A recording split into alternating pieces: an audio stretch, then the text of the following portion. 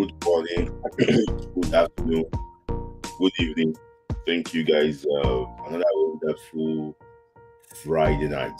Thank you for joining. So let me know where you're joining from. Let me know where you're joining from, so I can hear you. Today is loaded. So thank you. Let me know where you're joining from.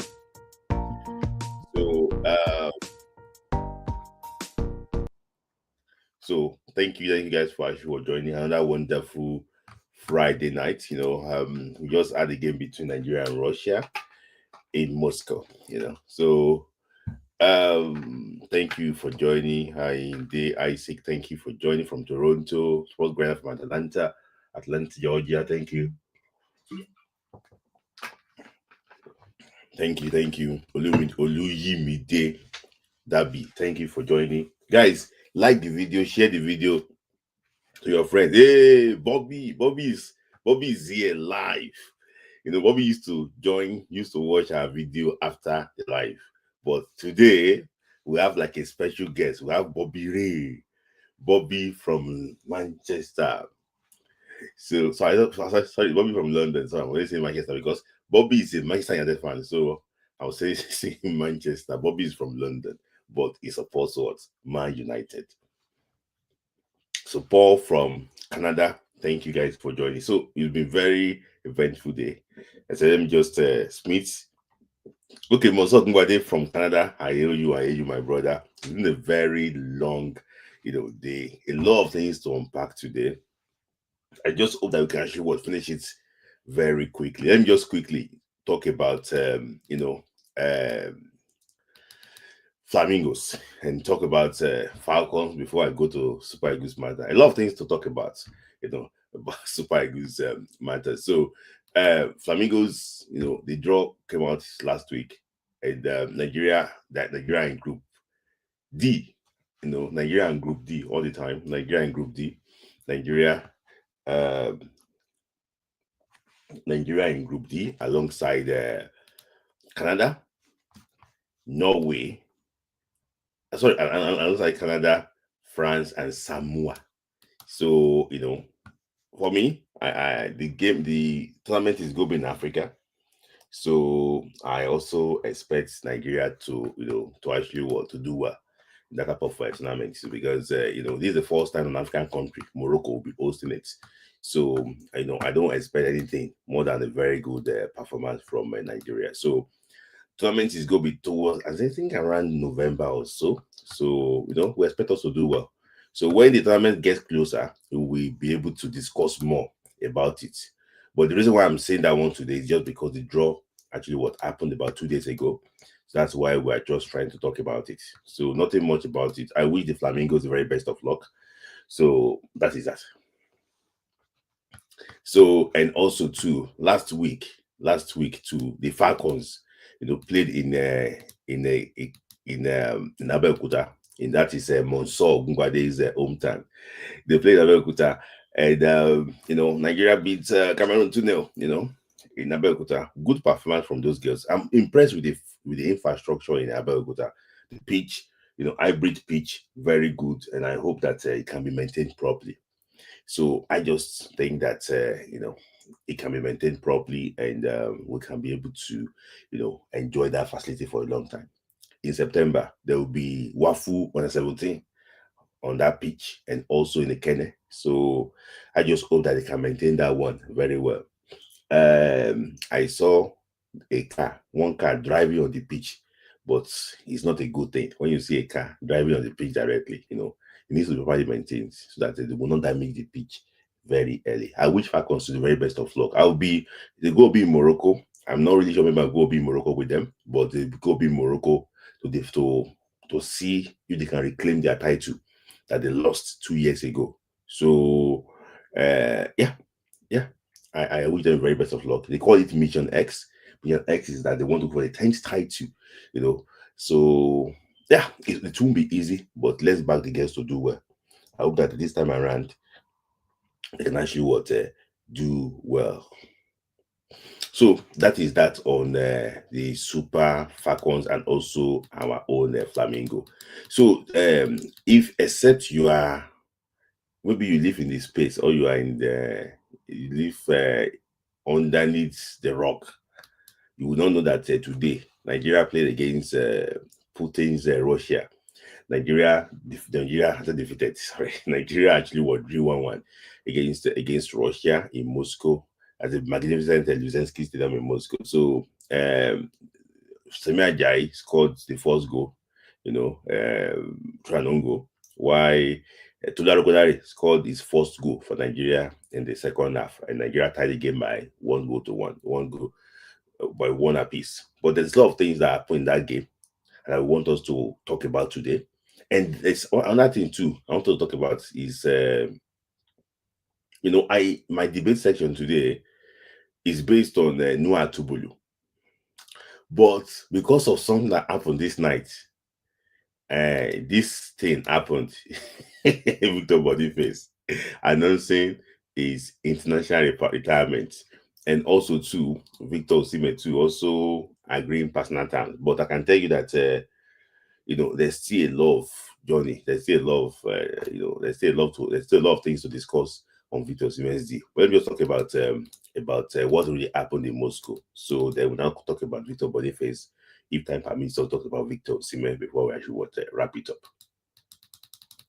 So so so we're going to talk about Boniface very well. I think in my analysis, Boniface featured what prominently in my analysis. Guys, as you are joining, please like the video. If you also think that you like us very well and you want to support us, there's a super chat, button there. You can click on it. Click on that super chat. Let us support us like you always do. So we appreciate you. Anything. If it's 1,000, if it's 2,000, if it's $1,000, you can also submit. So I appreciate you very well. But if you don't have money, you can just like the video. That is actually what enough. But if you think that this Smith I like him very well, you can actually support.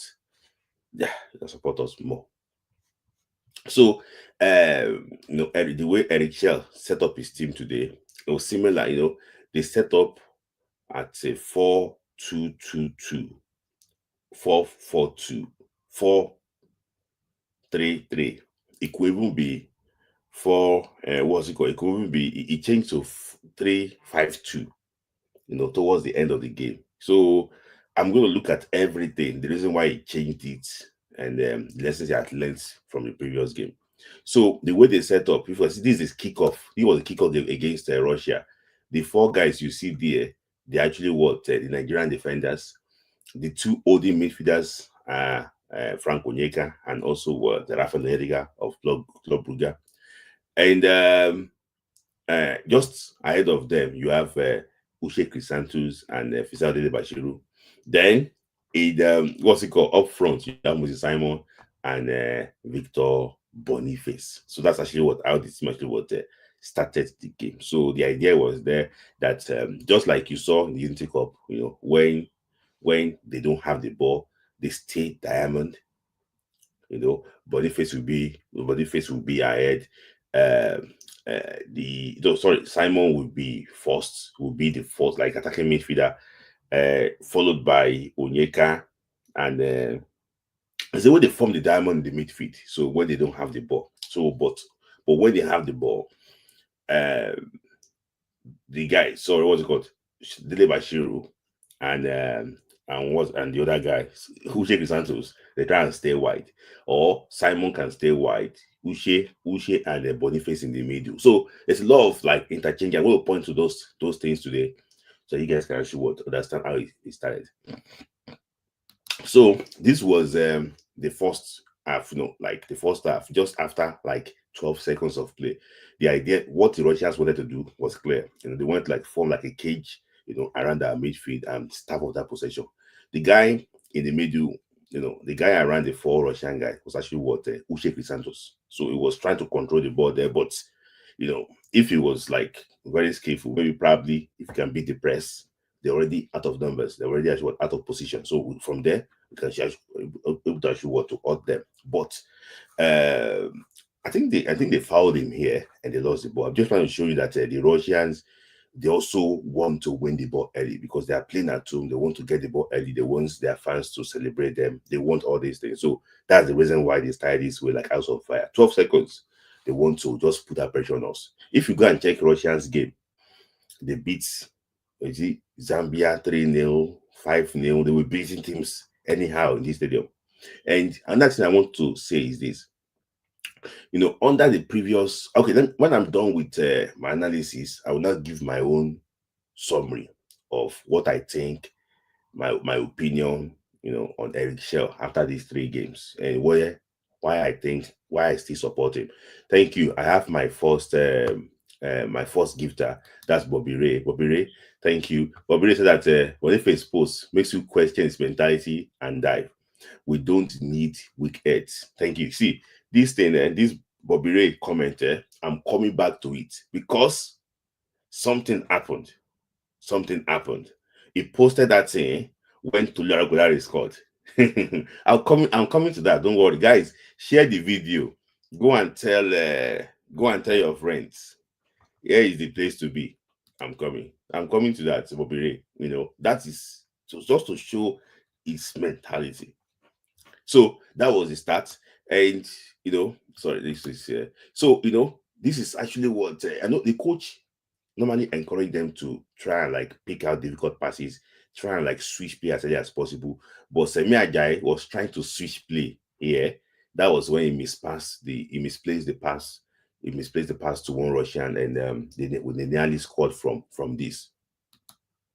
So what I like from this formation is that most of the players he used, they actually were adaptable. So for example now, Uche and Dele they're meant to like give them like the right and left wing, left midfield. But in this case, because Bashiru trying to cover for Onyeka went straight to the right wing. So I just like the way the 4 midfielders can actually can change positions. So it tells you that they can cover for each other. But these are midfielders that they have different qualities. So I want to just highlight Victor Boniface. The guy I circled there in red was actually Victor Boniface. So you know that your team is building. Your team is building attack. And as your team is building attack, clearly that okay, Onyedika tried to switch play to Osayi Samuel. In this formation, those giving them weight, basically, they actually were the right back and the left back. Osayi Samuel, we want to lob the ball. We want to cross the ball. Boniface is still play like a midfielder. So, that's one of the things I pointed out, under Eguavon, that, that runs and everything, it makes it so difficult for midfielders and strike and wingers to get to be able to actually locate him. And so it was there. I don't know the type of runs he wants to actually make here, but unfortunately, you can see another one too. Onyemechi had that ball. It was Uche. It was Uche and Simon. They were trying to attack the area. It was Uche and Simon that was trying to attack that area. But it was just there. I said, could even the one in red, but Simon and Uche, they were trying to attack that Bruno Onyemechi is actually cross. So, it's just those little details about it. It's, for example, now, I can show you the game against Benin Republic. That was Boniface. Lookman kept on crossing. Nobody attacked it. It's except the team, they want to play in a different position. Maybe they want to play in a different position. That one will help him better. But it's not really working in Super Eagles. We have to be honest with ourselves. Except we want to be shy. We have to be honest with ourselves. It's not really working. So you can see clearly too, this was the cross. You can see Boniface. He didn't make any attempt to attack the area. That was it. He didn't. So this was the cross. He did not make any attempt to attack the area. Any attempt. It was Simon and Uche that attacked that area. So sometimes Oh, he doesn't score. They don't pass to him. They don't selfish. See, sometimes you must learn how to make those runs to make it a lot easier. And so I don't want to point to this game, but I have to make mention of this game. I have to make mention of this game, because I have to make mention of this game. So look at sorry guys, just hold on. See, can you see? This was Siridesas against Ghana. This was Siridesas against Ghana. This was Siridesas against Ghana. So sorry, not against Ghana, against Jamaica. He was ready to make those runs. So it's a lot easier for Undidi to locate him. It's a lot easier. But if Desas is now where Chukwueze, Desas is now where Chukwueze is, what will happen? That is what makes it tough. It's not to see if somebody is picking on him. It makes it tough. Let me just take some quick comments before I move on. So you guys are sending super chat will not say ID. So I'm coming to super chat for Boniface for Bobby Ray, because that is a big topic. I'm going to answer your talk out. So look at viral moments. Thank you for your support. Boniface mentality is so poor. Whether it's a joke or not, that is highly words unprofessional. Okay. I'm going to actually come into that. It's similar to what Bobby actually was said to. I'm going to come into that. So the runs that he's making is making it hard for our wingers or anybody to even locate him. So look at him now. He's not making. I can give you an example. I want to go back to the game against Benin, against Rwanda. I can give you, maybe that is the style. But as a striker too, you get judged for scoring goals. So this was the goal we conceded. And I can tell you something there. If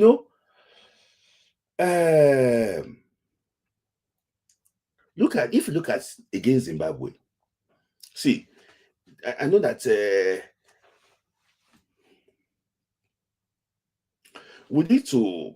these guys need to be disciplined too. Sometimes a lot of people have been blaming Osimhen somewhere. I don't blame him in this situation. And I will tell you the reason why. You have Osimhen somewhere had to defend what? 2 players. Had to defend what? 2 players. It's easy. It's easy for them to beat him. It's easy. Onyedika is the guy I circled in yellow. He's the one that is meant to assist. What's it called? To assist Osimhen somewhere. But he too is lost. Somewhere else. It's like he's trying to. I won't say he's lost. He's trying to monitor somebody else. So, it's not really his fault. It's not really his fault. And you can see they beat him for pace. They beat him for pace and they scored. So I've been seeing some tweets about how they compare the way they beat Osimhen somewhere to the way they beat Ismail Sadiq. That is different. This was this was Ismail Sadiq. Ismail Sadiq is not 2v1 for Ismail Sadiq. It's 1v1 for Ismail Sadiq. So I don't know why a lot of people on Twitter are comparing. We normally blame Ismail Sadiq. We normally blame this thing. In this case, Benjamin Fredericks is backing Ismail Sadiq up here. It's different from this situation. It's different. It's so different from this situation. So I don't know why people are comparing this one with Ismail Sadiq. Ismail Sadiq's situation is a lot different. It's a lot different. It's 1v1. This one is 2v1. And he lost that battle, and we actually were considered. So I'm talking about Boniface here. He made a very good run here, but unfortunately, the guy that crossed the ball did not cross the ball well. He crossed the ball. I think it was Amy for Uche Santos. So look at this one now. this is a Boniface too, was trying to make the run from Rafael Onyedika. But where Boniface was pointing to, I don't know, strikers can come here and argue with me.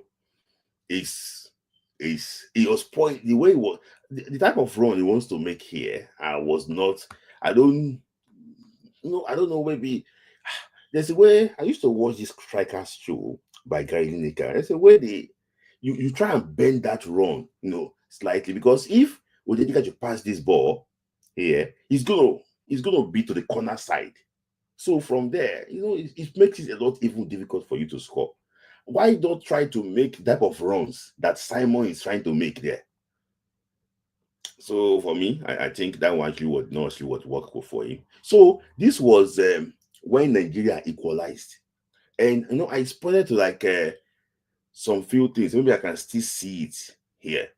Is the way Nigeria press under Eric Shell. So let me just remember I can point to those things. The way Nigeria press under Eric Shell. So the way Nigeria press under Eric Shell. So I want to point to that because thank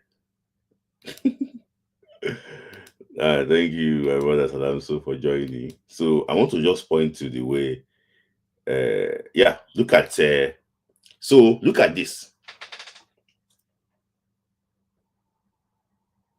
This was Ghana.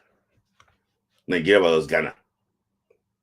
So I also like the way he normally sets opponents up. Normally actually try to like set opponents up. This was against Ghana. Immediately that can you see the goalkeeper is having the ball? They form this press. Can you see? That was against Russia too.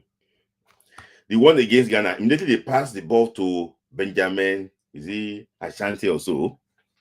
They form this press. So you can see the goalkeeper was confused. So the idea was that he wanted to pass the ball to a defensive midfielder. Before you know it, Tolu Arokodare pressed him high. Can you see? He pressed him high. Then that was actually how we scored our goal. That was how we scored our goal. Look at this one too. We nearly score from this. We nearly score from this again. We nearly score from this. So this just sometimes, when we want to set trap for opponent. I saw it against Rwanda in Kigali. Not against Zimbabwe, because against Zimbabwe we were mostly on the back foot. They were mostly on the back foot. So I saw it against Rwanda in Kigali. Saw this one against Ghana. So,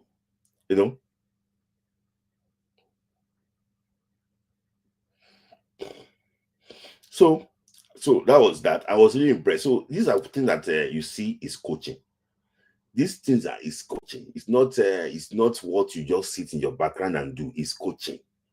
It's coaching. It's coaching. Somebody did this thing. It's coaching. They set the team up. It's coaching. So, and this is what I appreciate from this man. He's bringing new ideas to this team. He's bringing things that can, he wants us to win games. Things that can help the team to create. Now, this press did not work against Ghana. We didn't score the third goal against Ghana. But it worked here. It worked here. Arokodare actually scored from this. And that was how we equalized. So, I don't want him to play all his cards against this friendly game and not go and get carded to play against South Africa in September. No. I want him to, approach each game with different game projects. So that was how we scored. And I cannot talk today, finish my analysis without mentioning Maduka Okoye. Maduka Okoye, in fact, maybe now they watch out for Nigeria, for Uyo, maybe not be winch. The guy did well today. Not under pressure, is more vocal. And this is saying, so I don't want to comment about Nigeria goalkeeping situation, because Nigeria goalkeeping situation is meant to be what I was meant to discuss today, because something happened. There was a guy that was meant to play for Nigeria. He didn't play for Nigeria because of what? One reason or the other. I went to sports. Maybe probably we'll talk about that one on Friday. It's a very heated debate on Friday. Today is going to be different. I was happy with Mamadou Gagoye. So it can't be guys, like the video, like the video, like the video, like the video. You guys are not buying back, you are not buying super chat. You are not liking the video. Like the video, guys. 175 people watching, and you guys are not liking the video. 178 now, going to 200 people watching, and you're not liking the video. Yeah, guys, like the video, and share the video too to your friends so that they can actually they can also enjoy what we are doing here. I like the video, guys.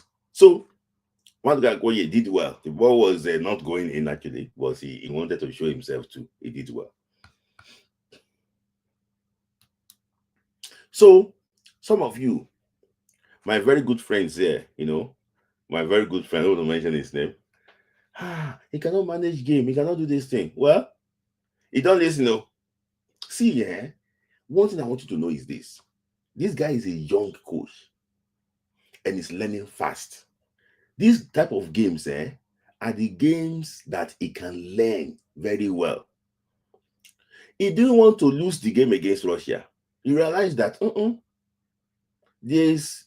Russians are desperate to win this game because they have been winning. There are 7 games in the win 7 games in a row. Yeah.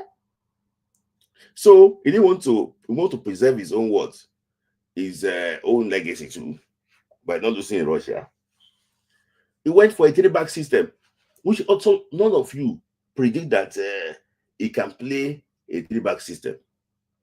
He went for a 3-back system just to try and close the game down, and we did. He brought in Igor for Dele. We went to a 3-back system, probably a 5-4-1 or so, and we what's it called? We were able to actually see this thing.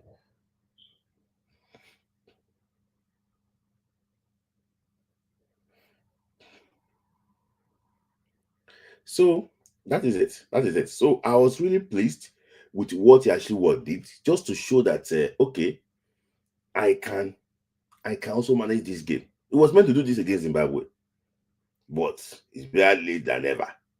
Which I support that. It was meant to do it against Zimbabwe, but it's better late than never. So I'm happy he actually did it. So he will learn from this. He will know that it's not all attack that you can use to win tournaments. You also win tournaments when you actually when you know that the momentum of the game is against you. You can also win tournaments that way too. So I'm happy that he is learning from that. So may he actually continue.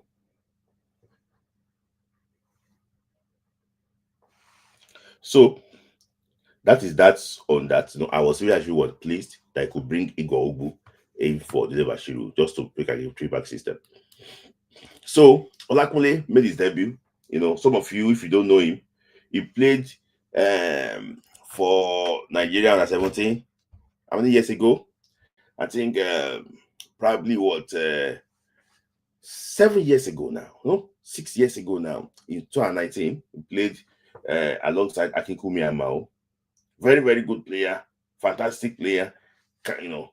Did well in that tournament, but there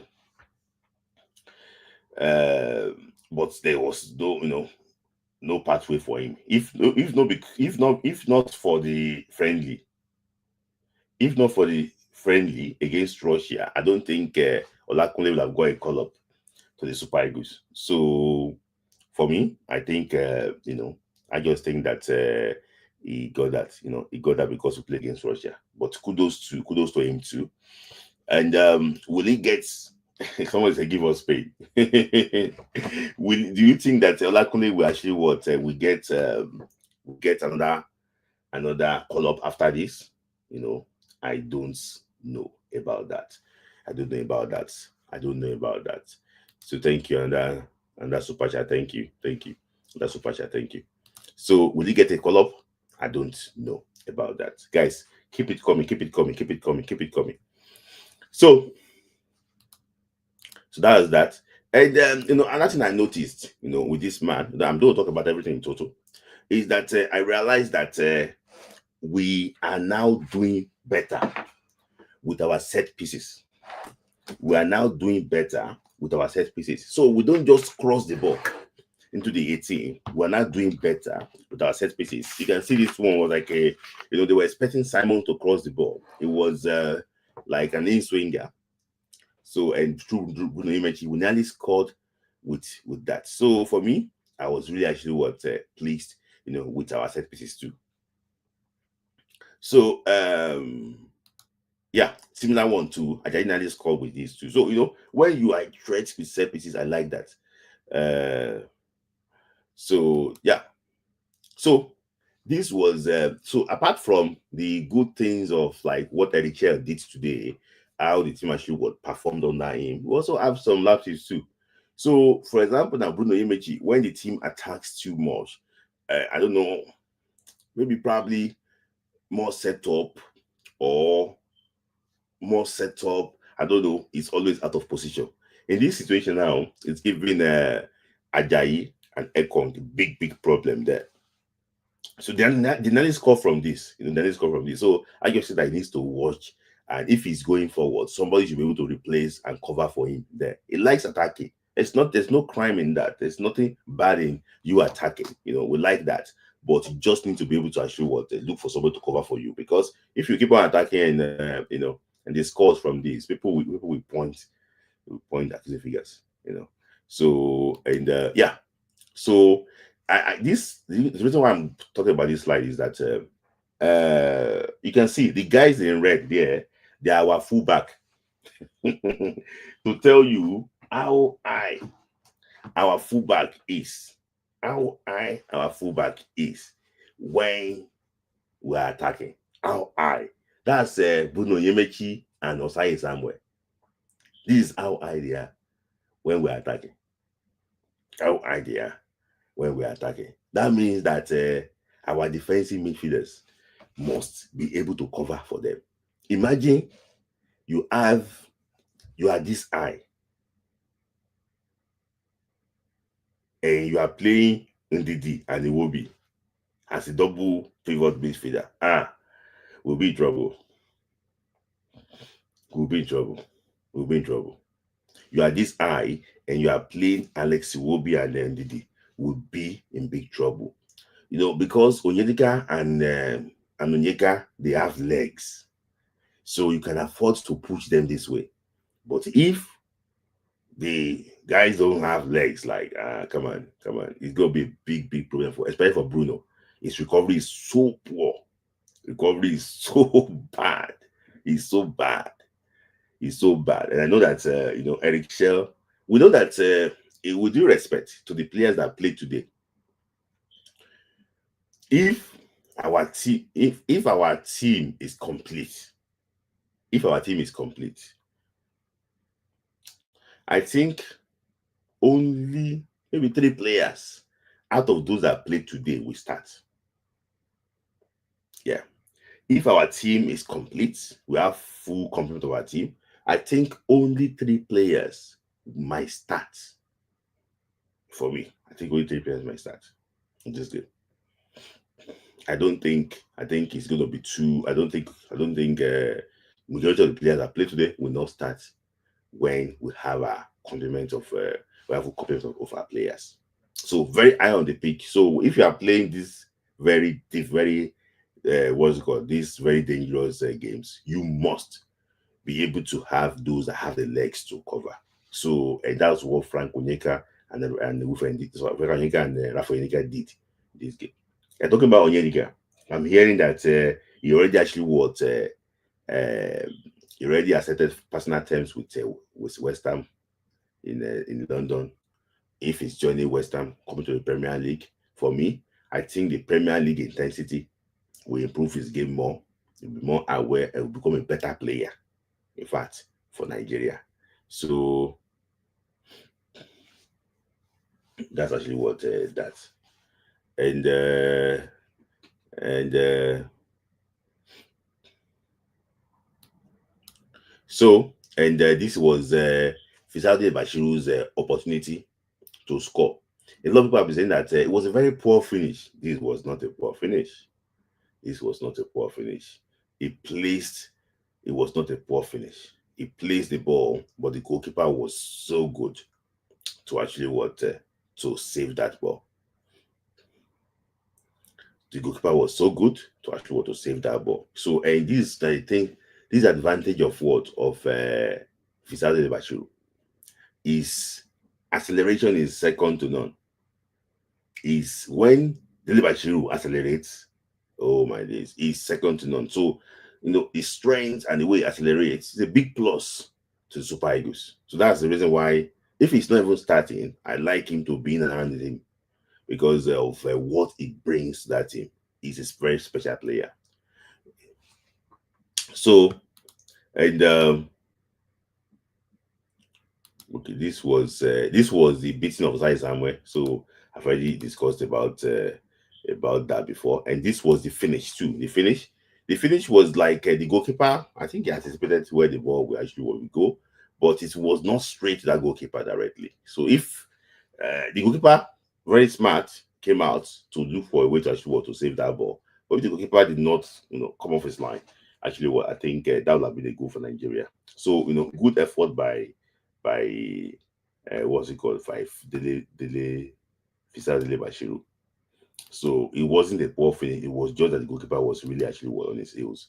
So and when we brought in our three defenders, we started playing. So we were able to match them with we were able to match their numbers in that front line. So at the end of the day, we were able to contain them, and there was no threat again.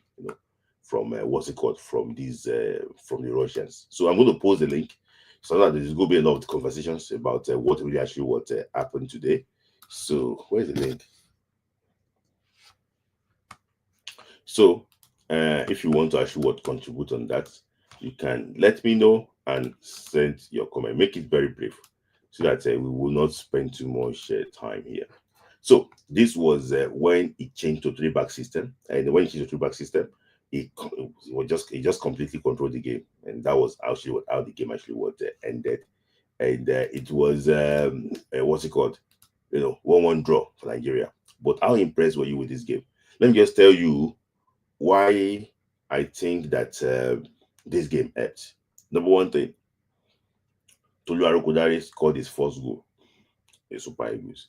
First goal is the most difficult. If you score your first goal, that means that there is you can build on that.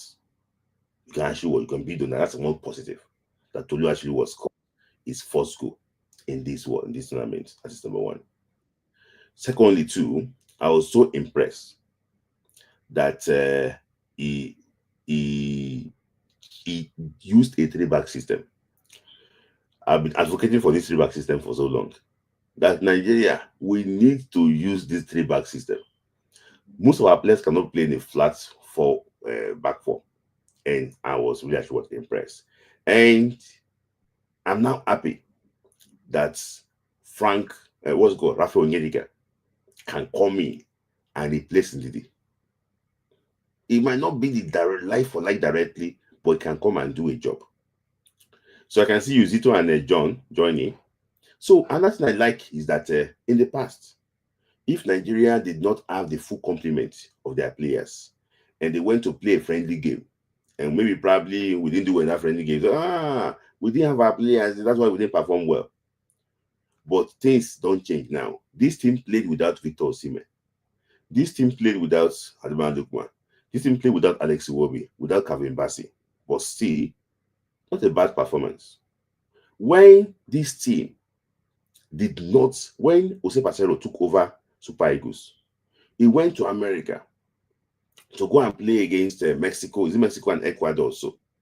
We lost both games. He went to go and play against Portugal. We lost against Portugal. People thought, because we don't have the full complement of our players. That's the reason why we didn't win. But now the team is trying to play without Victor Osimhen because Victor Osimhen will not be available all the time.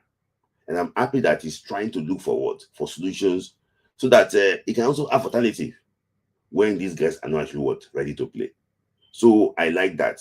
I will continue my submission later, but I don't want to keep those that are already waiting.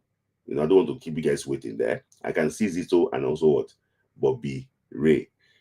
Thank you for actually joining. So guys, let me bring you on very quickly and actually let me just hear your thoughts. So Zito, Zizo, are you Zizu? You on Yes, bro. very quickly. You can lower your this thing so that we can lower it here. Zizo. So Zizo, I know that you are new. Where are you joining from? Where are you UK. joining from? UK. Yeah. Where in UK? Hatfield to be precise. Okay, okay. So I know that Bobby is half Manchester, half London. So uh Bobby is in Manchester today, London tomorrow. So but let me just start from Zizo quickly. Zizo, let me hear from you.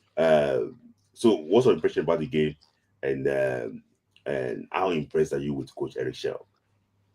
I think from especially the last match they played today, I think the man is trying to achieve something, Mm-hmm, because when you see the style of play the man was playing, even when they start the game, I was like, how many midfielders we the man introduced at the beginning?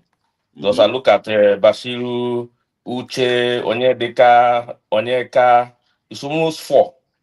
So I was thinking maybe you want to control the game. He doesn't want to expose the team to Russians. If not, they would have scored us more. You understand them? I think he from with the way he played the game today, I think the man is trying to achieve something with the team, especially when the likes of Chukwueze and all these people they are not there. mm-hmm, Is he was able to achieve something without them. Imagine he has at least 80% of the team mm-hmm, who would have win this game. I'm mm-hmm, telling you, the man. I think the man is doing well, but the person I'm not impressed with today is mm-hmm, Moses Simon mm-hmm, with his quality. He did. I watched him because I watched him against Ghana and the Jamaica. He did not contribute anything. I was thinking maybe because he was tired from the league. Even today's match, he also the same as in it's like he's not in the game at all. Any ball that went to Moses side, that ball will not make any impact. It's either he mm-hmm, lose the ball or he pass wrong pass. He did not drive at all like a winger. mm-hmm. I was expecting him to do more. Yeah. Just make simple pass. If you want to run, run. Mm-hmm, Not like if they give you pass, you'll be thinking what to do. You'll be as in trying to give the person your back or something. I don't understand the kind of ball he play. yeah. When I see other wingers, the way they play their game, simple ball. If you Mm-hmm, want to dribble, dribble. mm-hmm, mm. Yeah. So now, can you hear me, Zizo? Okay, I think Zizo is having issues with the internet. I don't know maybe Zizo, when you are, I'll bring you back on when you are ready. Zizo, when you're ready. Bobby Ray, thank you for joining Bobby Ray. I know that you always busy around this time. Today you are free. So Bobby Ray, what's your impression about the man and the game in general? You played 3 games in this window. So what's your impression about it? If you are ready on Boeri, I'll bring you on too. So I think answer me. Um, yeah. Looking at yeah, greetings to everybody. Yes. Looking at Chelsea so For far, okay. we can Yeah. say overall Chelsea has played 5 games, Uh-huh. 3 wins, 2 draws. Yeah. Um, Boy, sorry, I'll bring you back. Let me just bring Zizo back. So I'll bring you back on. Boy, I'll bring you back on. So Zizo, because you are network, but we're really continuing your thoughts. I'll come back to you. Yeah, so as I was saying, 5 games, three wins, 2 draws, 8 goals scored.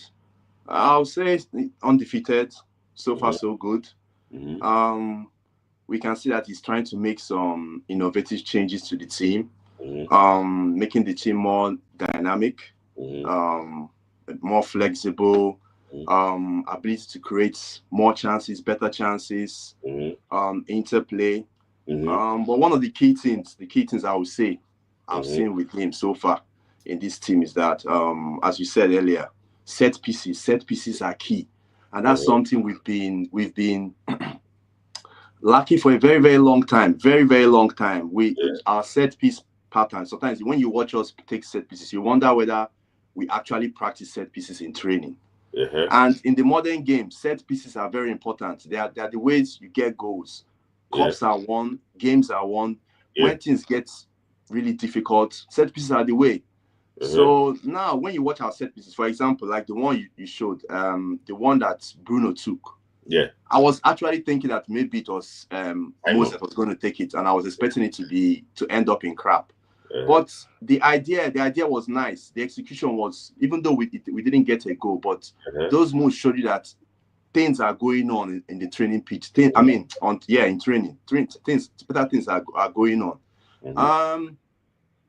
Coming to the game, what this maybe these games have showed us, even this one, the supporting cast of the Super Eagles for me is weak. For example, when we look at the fullbacks, Onyemaechi, because as it stands now, Agu has taken that left spot.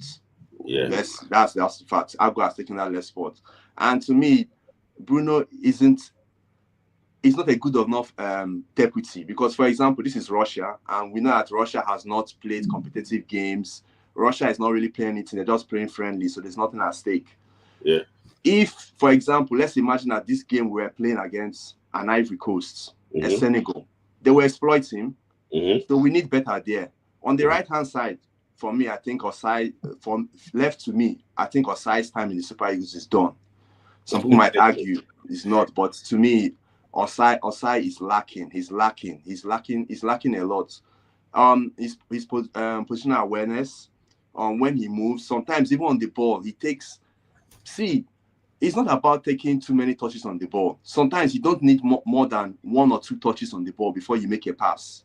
But sometimes we take too much time, and that passing lane, when you take that time, the passing lane is gone. The passing lane is gone. A player has moved into offside, or a player has gone out of position, or the defenders have fallen back. Sometimes we don't have to take too much time on the ball. Moses Simon is a typical example. For example, sometimes I wonder whether some of the issues with these players is IQ, because the normal thing in the modern game between a winger and a fullback overlaps, winger underlaps. Winger overlaps, fullback underlaps. And when the winger or the fullback underlaps, you return the ball. For example, there was a case where Moses went with the ball. I mean, it was Bruno. Bruno went with the ball. He underlapped. He passed the ball to Moses. When he underlapped, Moses is meant to return the ball to him. Moses didn't return the ball. Moses held onto the ball, I think, a few seconds, held onto the ball. By then, Bruno had moved in. Instead of giving the ball to Bruno, he took the ball back. Come on, man. What are we doing? The modern game, you have to interplay with your fullback. That is the way it goes. When one underlaps, the other one overlaps. You pass the ball. Coming to the goalkeeper, it's high time we get a ball-playing goalkeeper. Our two goalkeepers, Okoye and Wabali, they are not good with the ball at their feet. Who is better with the the ball? When you keep on playing the long balls, you give the ball direct back to the opposition. Once you give the ball back to the opposition, pressure returns on you. The best, when you have the ball, your opponent cannot do anything to you, because once you're with the ball, the opponent has no power over you. I don't understand. I don't know whether they know the advantage of possession. Once you hold the ball, once you have possession, you are the advantage, because the opponent cannot get the ball. So I think we need to get a ball. I'm not saying that Okoye is bad. Okoye is exceptional. He's a good shot stopper. Amazing reflexes. Now he speaks. Commanding the defense, yes, but in the modern game, you have to be good with the ball at your feet as a goalkeeper. It is paramount. It is paramount. What else? What else? For the strikers, I think it's high time. What's his name? We need Murphy back in the team because looking at the strikers we have, but who are debuting for the likes of Osimhen and maybe the second striker. Boniface and Orokodare have not done enough. Yes, Orokodare scored his goal. Yes, I'm happy for him. And even the way he got the goal, the way he pressed and got the goal, I like that. But has he done enough? No, to me, he hasn't done enough. Boniface own. with his let's talk about the game. To me, he didn't bring anything to the game. He wasn't making the right runs. He wasn't aggressive. He wasn't pressing effectively. So to me, he was ineffective. This is not the first game. People who will say it is the coach or this. How many coaches has he played under? Passero, Finidi, what's his name? Eguavon, and now Anchel. Has he impressed? No, he hasn't impressed. It is not now. It is clear that it is not the formation. It is not just the coach. It is the player. You have to question his mentality. The post he put up, joke or not a joke, you have to question his mentality. You have to question his drive. And to be honest, players like that, we do not need them in the Super Eagles. Yeah, let me just say something, Bobby Ray, before I go to Zizo. And where I'm coming to you now, I just want Zizo to finish his thought. See, that post there, is that he's hanging his boots. So I think it comes with like frustration. Before Tolu ever dreamed of him playing for Nigeria, Boniface already made his debut for Nigeria. And based on what happened during the World Cup qualifier, Boniface was on the bench for Tolu. Now, Desas came to Unity Cup. According to reports, it's now ahead of Boniface, the backing order, except Boniface just did something magically. So this was Boniface's chance to shine. He got 60 minutes, but he couldn't actually do anything for that 60 minutes. When they removed him, our game changed. You start seeing Uche more. It was limiting that. So I want to ask you this question. Who do you think we should just leave him? That is done. It's yeah. See, I've been making a lot of cases for Boniface. He frustrates me, yes, but I've been giving him, say maybe it is the formation, maybe it's the system. I've been expecting him to have opportunities. He's had opportunities. If you said we shouldn't call him again, we shouldn't call him again. If you say for the games in September, I would say don't call him. Maybe when next you want to call him for a friendly game, because we cannot mess with the games in September. We can't mess with those games. If whatever we are doing, that September is key. If we mess up in September, that's the end. So I would say for the September games, leave him out. You can. I won't say write him off completely if he has not retired, according to him. I will say, but for the September games, leave him out. Leave him out. I'm not ready to risk someone like that in that game because his body language is saying everything. Just look at the game. There are times you expect him to make the move, make the run, like you said, make the run. You're playing as a 9. Give the wingers opportunities. Give the fullbacks access. Let them see the passing lane. Let them see where they can put the ball through. But you're not doing it. So how will they find you? Thank you, Bobby. I'll just hold on to the side. Zizo, let me just hear from you quickly before I should want to let you go, Zizo. Zizo, complete your thoughts. Yeah, I think I agree with Bobby because the guy is not his body language on the football pitch is not encouraging at all. It's like he's joking. I think he needs to be left out of the Super Eagles and give others that are serious to show their impact, because for 14 matches now, you have not contributed anything to a national team. It doesn't make sense to me. Yeah. But he scored a very beautiful goal when he was with Pella on anyway. That's the kind of thing I expected him to be doing well on, because he can't do anything on the football pitch. Okay, look at him at Bayern Leverkusen. Almost four to five matches, their last games, he did not play any impact. For you to know that the guy is deteriorated in his football style, it doesn't make any sense at all. Okay, I watched while I was watching Nigerian game, I was watching South African game as well. Okay. I was watching Senegal. I was watching Morocco. Morocco, I think they are still playing now. Maybe they are finished now. Morocco, Tunisia. If you see Tunisian team, is it the kind of players who will take to Nations Cup to play Tunisia? If you see the Tunisian team, they look solid. I'm telling you, they look solid from the back, from midfield, from attack. You see the way they play us. When we play them at the Nations Cup, you see the way they play us. Yes. We need serious minded players. Yeah. Players that can chase. Okay, imagine. I think you watch France and the Spain last night. You see the way they are playing ball. Everybody is chasing ball. No space. They will not give you space to control ball. If you are not good, you are not good. It's just walking like a pregnant woman in the pitch.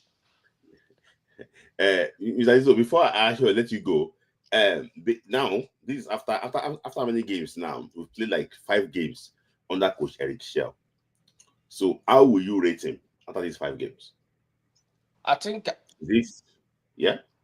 Is it with the World Cup qualifying? Everything, I played 5 games. So I think I will give the man, because for the past all the coaches we have had before him, all of them are they are losing matches all the time. I think with the man, I will give the man 7.5 over 10. Yeah. Oh, 7.5 over 10. Okay. That's actually what's very good. So, Mr. Zizo, I know you're a very big football fan, and I like the way you actually watching all those games too. So, me too. I like to watch games like that, but I normally watch maximum of 2 or 3 at once. Even the 2 or 3 said. Because I have system that I can watch up to 3 to 4 matches at the same time if they are playing at the same time. Yeah. So thank you, Mr. Zizo, for joining. We want to see more of you. Thank you for joining. Thank you. Thanks, bro. Thank you. Thanks, Thank you. Yes, have a lovely night. Yes, thank you. That's Mr. Zizo actually what. So, I want to ask you one question. That's why I still keep you here. So, let me just go to Ombueri. So, Ombueri, I know that you have before Eric Shell was what appointed. You mentioned about Boniface. You are big. You like Boniface a lot. And you believe that if the coach, that is the coach fault, and they're not getting the best out of him. So the guy that you are defending now don't retire this night. So what is so what's your take quickly? I know you still want to be on fire this night. So what's your take? Smith, I greet everybody. Smith, you know how to put right into somebody's mouth. You will not catch me today. Oh, first of all, the key to success is discipline. If your family can discipline you, your teacher can never discipline you. Mm-hmm. That is why, let me start with church. In the Catholic Church, before you be baptized, they will give you a godfather. Sorry. Before you continue, somebody make one comment before you continue. Is that if Boniface stopped playing football for 1 month, he'll be bigger than Cubana chief priest? Is he possible?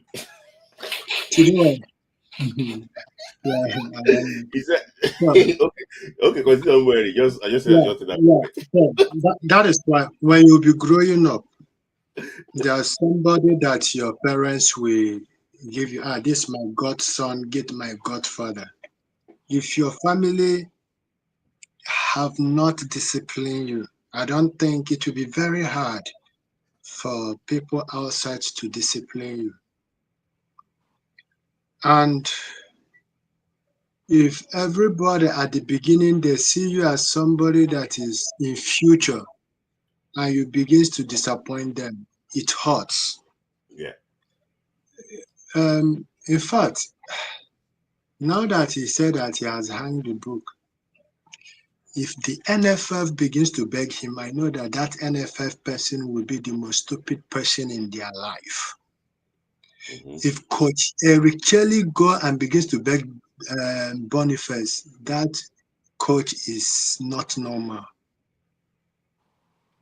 You know that this something will sour your soup and he begins to beg it, please, you will be better. Allow it to go. In fact, it's not going to be a topic. I don't know why people are, it's a handbook, to God be the glory. After all, we always come here to criticize Awuni. We always come here to criticize Chukwueze. We always come here to criticize many of them, Uwobi, but none of them have ever used their social media to say they are doing this. You see, this social media, if you don't use it well, it's going to destroy you. The next person I want him to say that is hanging boot is Kelechi Iheanacho. Let him follow the footstep of Boniface. Let them just now. Senior man, they take order from other people. No, let them just go. Since you want to give up, just move. Because of this guy, I have problem with IoT. We'll argue with this. I see sometimes it's not going anywhere. And this thing that he have said, he have wrote. You see, Oyibo, they are very smart. Little things matters. Yes. They will go back now and say, oh, is it this one that will bring? If he's not doing well, he said that he wants to terminate his contract. He's going to cross. Boom. Watch. Watch. Now that I've written it, it's already online. Sometimes know how to use social media. Yeah. You are not doing well. Ask yourself this question. All the time you are doing TikTok, all the time you are using Instagram, every time you are there shouting. You are not disciplined. Why can't you off it? Chukwueze have off his social media. You hardly see Chukwueze posting. I know why I'm defending him. Now everybody is talking about what Chukwueze is becoming good. For me, not yet. Not he will give us light and he will take away the light. I just want to know if that consistency with a hair and that begins to talk about it. I know how I defend it because yet he listened. If Kelechi Wakali will listen the way Chukwueze is doing of their social media, Kelechi Wakali will be very good. That is the problem of Kelechi Wakali. If Kelechi Wakali can listen, he will be good, but he doesn't listen. And he's very talented. He's more talented than Onyedika. I'm telling you the truth. Of course. Kelechi Wakali is more talented than Onyedika, but he doesn't listen. I wish him all the best. If you want a handbook today, please let him just focus on the club level. I hope that he will get, I wish him all the best. He will get a new club and the new club will accommodate him.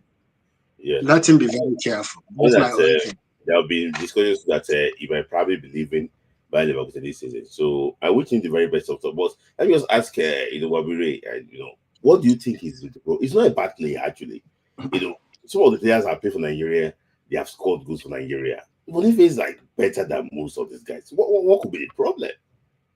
Okay. I'll use an analogy. So see, Boniface is talented. I'll first of all give an example before I give the analogy. It's like looking at the Super Eagles. When people say to me, who is the most skillful Super Eagles player? I mean, of all time. I'm not even just saying in this team. Who has played skillful, talented? For me, it's not JJ. It's Kanu. When you talk about the most talented, the most skillful Super Eagles player, for me, it's Kanu. After Kanu, who comes after Kanu? Is Iheanacho. Iheanacho's left foot. Iheanacho's left foot is one of the best on the African continent. His left foot alone. He's very skillful, but talent is not enough. Boniface is a very talented player. No argument. No argument. He's a very talented player. He's got the skills, everything. But talent is like a passenger. Talent is like a passenger. Discipline is like the engine of a car. Yeah. Why mentality is the vehicle. Success is the bus stop. Yeah. Your discipline is what will get you, gets you started. But mentality is what will take you to that bus stop. Even if you have the talent, you can have all the talent in the world. Look at Ronaldinho. Ronaldinho is more skillful than Messi, than Ronaldo. But how was his discipline like? How was his mentality like? So it's not just about he's a talented player. Of course, we all know that. But if you don't have the discipline, you don't have the mentality, bro, you ain't going nowhere. Yeah, what is the problem of Iheanacho? Iheanacho has all this, but he doesn't have the discipline and the mentality. That is why he's stuck. He's not progressing. He's still at that same spot. And I agree with Bobby Ray. Shout out to my man. Don't actually want to say that Smith and Co. don't bully Boniface from Super Eagles. Let me just say something. Thank you, Kizugo. As usual, I appreciate you so much. There was a player that got called up to Super Eagles. The player talks say, before he getting called up, him and this player, they used to be good friends, though.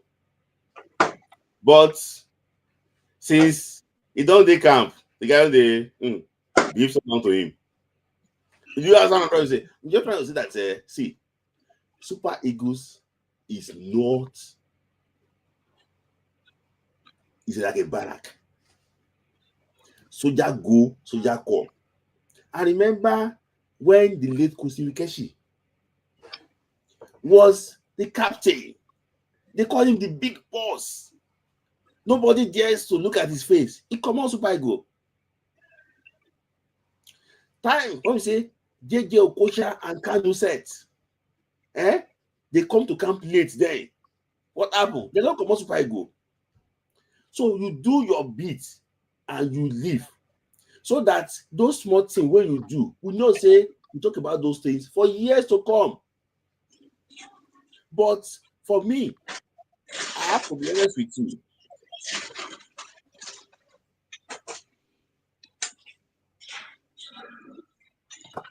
But for me, based on what I hear, allegedly, the coach was not happy with the way the boy trained in the World Cup qualifier. And he chose. The 2 minutes where he played, and they consider go. No, it's just obvious. It's just that. So for me, I like him so well, but I just think he's a player that is so unlucky in so many areas. He was meant to go to the other 20 World Cup in 2019. He get injury. Eve of AFCON, he get injury. This one again now, score goal. But he does score. It's a lie. He didn't score against Saudi Arabia. Now own goal. He didn't score against Saudi Arabia. So I just don't know what's going to happen. Boniface should be contested for what? For African Player of the Year.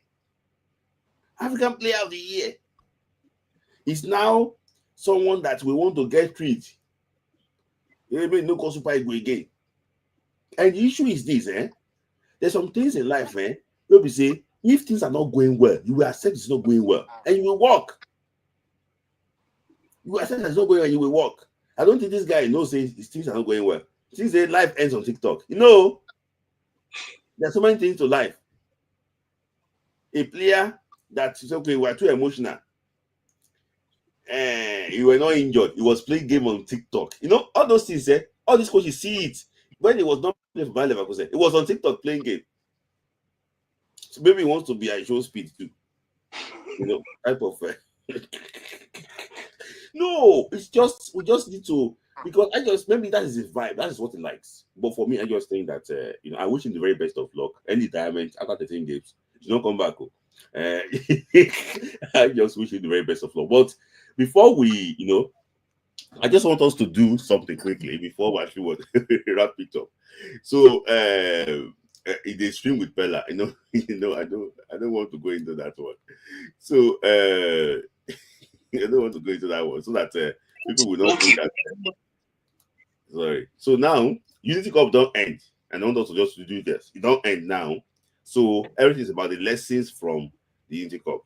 But I want us to do this thing, like keep or go.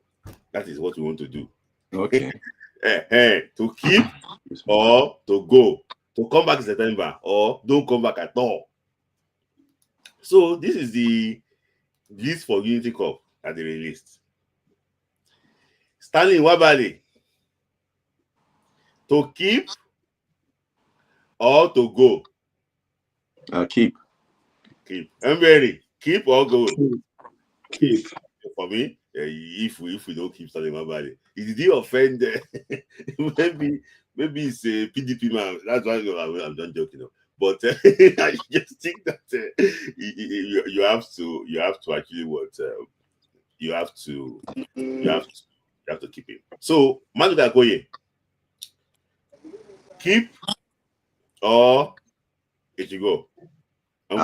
Keep for sure. In fact, not even just keep. I think he's going to displace. He has to displace Wabali for now. Keep. Okay. Amas Obasoge. Do a throwaway on my bag. But Amas Go now. Go. You should go. Okay. Go and don't come back. Go and don't come back. Don't come back. Okay. Let's move on. Any area you can actually contribute to this before you make your own submission. Any area you are here, you are live. Oh yeah. Okay. So another player that I want us to also talk about, here is so I'll put the link again is Bruno Yemechi. Do you think that he should start, he should go, or he chop bench? Let me start with Bobby. Bench. Chop bench. Yeah. Bench. So go. Start. Go. Why do you think he should go, Umberry? He should go. Not discipline. Now I have seen the reason why Pasero bench Onyedika. Now let's talk about the left backs. Mention the left backs. Let's go. Mention the left back that we have. So we have Zeus, we have Bruno, we have Felix Agu. Who again? Yeah, we have online. No? Put him there. Yes. Now they say you are gonna take 2 people to go to AFCON. Who will you take? For me, I would still prefer Sanusi the ahead of Bruno. After Sanusi, who else? I will pick Felix Agu. Then why are you benching him? We are talking about taking people to tournament. If you are taking somebody to AFCON or World Cup, and you have 5 or 4 left back, and have the other one right back, is Bruno going to bench Felix Agu? Is Bruno going to bench Sanusi? Is Bruno going to bench Kevin Bassey? Is Bruno going to bench who again? Olaino? Let's be honest. Let's be real. Unless you want to take him and bench Sanusi. Okay. That's the way I look at things. I'm not looking at things that let's prepare the list for AFCON, or let's prepare the list for September. So for me, I think we have to. For me, I think is okay. I think it should be on the bench. The reason why is that if maybe Sanusi is not available, still not getting back to club form, he might actually work. But if Sanusi have you seen the reason why the coach put Osai somewhere right and put Olaino left? Whereas people know that Onyemachi is the left. Yes. And people were shouting during the Zimbabwe game. People were shouting. Now you see the result now. So if you are people for me, let him just sort himself out. I have to, let's Bobby and I show Henry go lips because I have a lot of people actually waiting. But I want to ask Bobby this question. Bobby, out of the home base player, when the Unity Cup, you saw those guys. Out of the home base players who they invite, who do you think should be part of the World Cup qualifiers? That questions. Because honestly, I wasn't impressed by any of the home base players. But if I would say who was the best of the lot, I think it would be what's his name? Sadiq Ismail. Papa. Huh? Sadiq Ismail. Sadiq. No way. I would say the best of the lot was is it Papa Mustafa or is that his name? Mustafa. Okay. Yeah, I think that's the best of the lot. But left to me, I don't want to see any of them. None of them impressed. None of them gave the coach something to worry about. So left to me, none of them should come back. Yeah. One final question for you. What about your impression about this boy, Benjamin Fredericks? Oh yeah. I was impressed with him. Yes, we can say the way he got in is a little bit tricky, but as I messaged you earlier, when you have special talents, you make an exception and bring them in. I gave you an example. For example, Chido Obi-Martin decides to switch allegiance to the Super Eagles. Yes, we all know that he's getting little or no game time for United. Are you telling me that we will not take that opportunity to invite him? You invite him. 2 reasons: because you get him inculcate him into the team, get him involved, let him know what's going on, get that relationship. It's not when he becomes a first team player and you now give him an invitation. By then it's too late. You get him in. Also, for us, if it's a country like Denmark, who he plays for their under 21s, they can relax because they're in a different lane.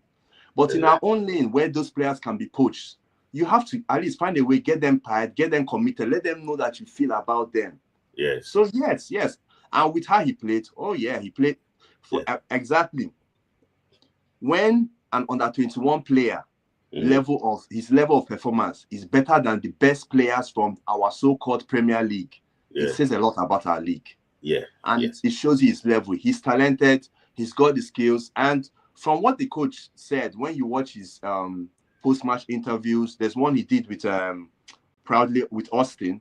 When you listen to what he says, you will know that he has a lot. He said we should protect this player. Yes, people should not be talking that he's the best thing, he's our best defender, he's going to be the next Rio Ferdinand or Van Dijk or whosoever. But we should protect him. He should the senior player should take him under their wing, and we should give him time. Yes, he's going to make mistakes. We should not think because of how he played, the next time he plays, he will be exceptional. He's going to make mistakes. He's learning the game. He has a lot to learn too. And as we said, for him to develop, he needs to go out maybe on, if he's not going to be getting game time for the senior team, he has to go out on loan, start playing, because such a player, the more he plays, the better he will get. And we're going to reap those rewards, because our centre-back pairing, like we saw today, Semi Ajayi and Tris Ekong, please, we should start looking ahead. We should start looking ahead. What's his name? There was an instance in the game where a ball was crossed. Semi Ajayi went for a defender going in, left defender on his blind side, and that defender came in and fired that shot that what's his name? Okoye saved. Man, come on, man. You play in the championship for how many years? You've played in the Premier League. What sort of a clumsy defending is that?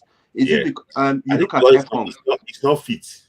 Yeah, it's not fit. Yes, it's not fit, but some of those signs have been there. We need to refresh that centre back pairing. Ekong and Sami Ajayi doesn't really work, and even Ekong too. He's having some lapses in the game. We saw it there, positioning, movement. Sometimes holding on to the ball way too long. So Benjamin Fences. Thank you, Bobby Ray, for your this day. Thank you. So I'm going to let you go now. And thank you, Bobby Ray. I like that contribution from you, Bobby Ray. So thank you, Bobby Ray. Let me just I'm wary. Before I bring topic on, somebody ask a question before I let you go. don't make his seem that Bruno is a bad player. You know, he used money Asco, so he wants you to answer. So, okay, can I answer this, right? Yes. When they give you opportunity, you know that the position you are playing is a competitive position. Yes. The position is not like Chukwueze can do anything. Yeah. Yeah. Good evening. Talk where I'm coming. Can you hear me? I can hear you. Just give me 1 minute. Give me 1 second. Let somebody finish. Can you hear me? Yeah, we can hear you. Can you hear Now, me? Oh, Please, now, can you hear me? we can hear you. We can hear you. Okay. Now, look at this. Look at the reason why I used the passion and said he should go. Yeah. With the context. You know that the position you are playing is a competitive position. Chukwueze can do this because we don't have somebody competing with him. Now, in your area, you have Sanusi, you have Felice Agu, you have Olaino. So many back left is coming. And they gave you this. Do this. Show something that people can do. Even when I was watching it and was even in class, Ahmed was even testing me. Say he have seen the reason. Let me see the message is here. Because I was looking at Ahmed, okay, look at now. Now I see why coaches don't like using Onyemaechi. Yeah. You are not defending. Yeah, even if there's some the mark that they gave you, I said, what is going on? It's not I'm looking at it as bad. No, I am saying it based on the people who are inside that place. You can't pay, you know that Sanusi, even if Sanusi go to Saudi Arabia, they will call him ahead of him. Yeah. Definitely, you know where he's coming from. He's just like in Igbo language. They will tell you, I will speak it in English, one eye that is owing the blind.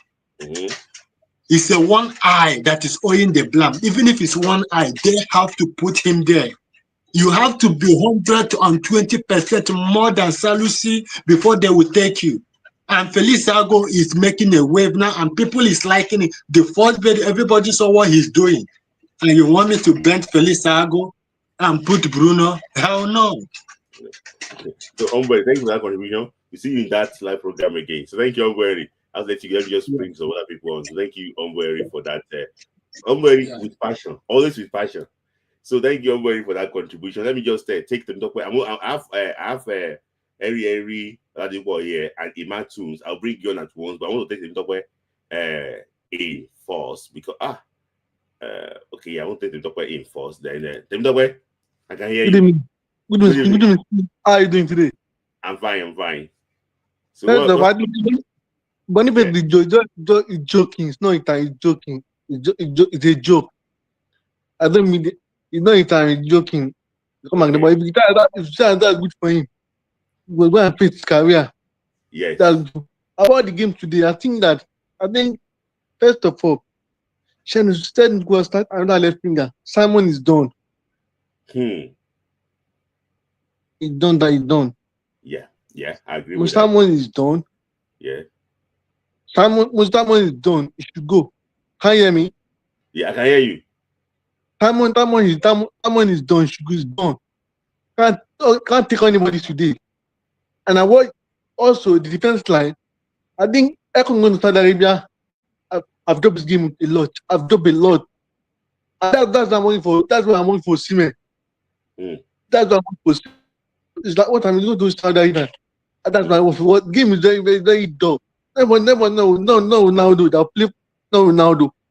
Yes. But this team are better players that can leave Ronaldo, that can leave job for Ronaldo.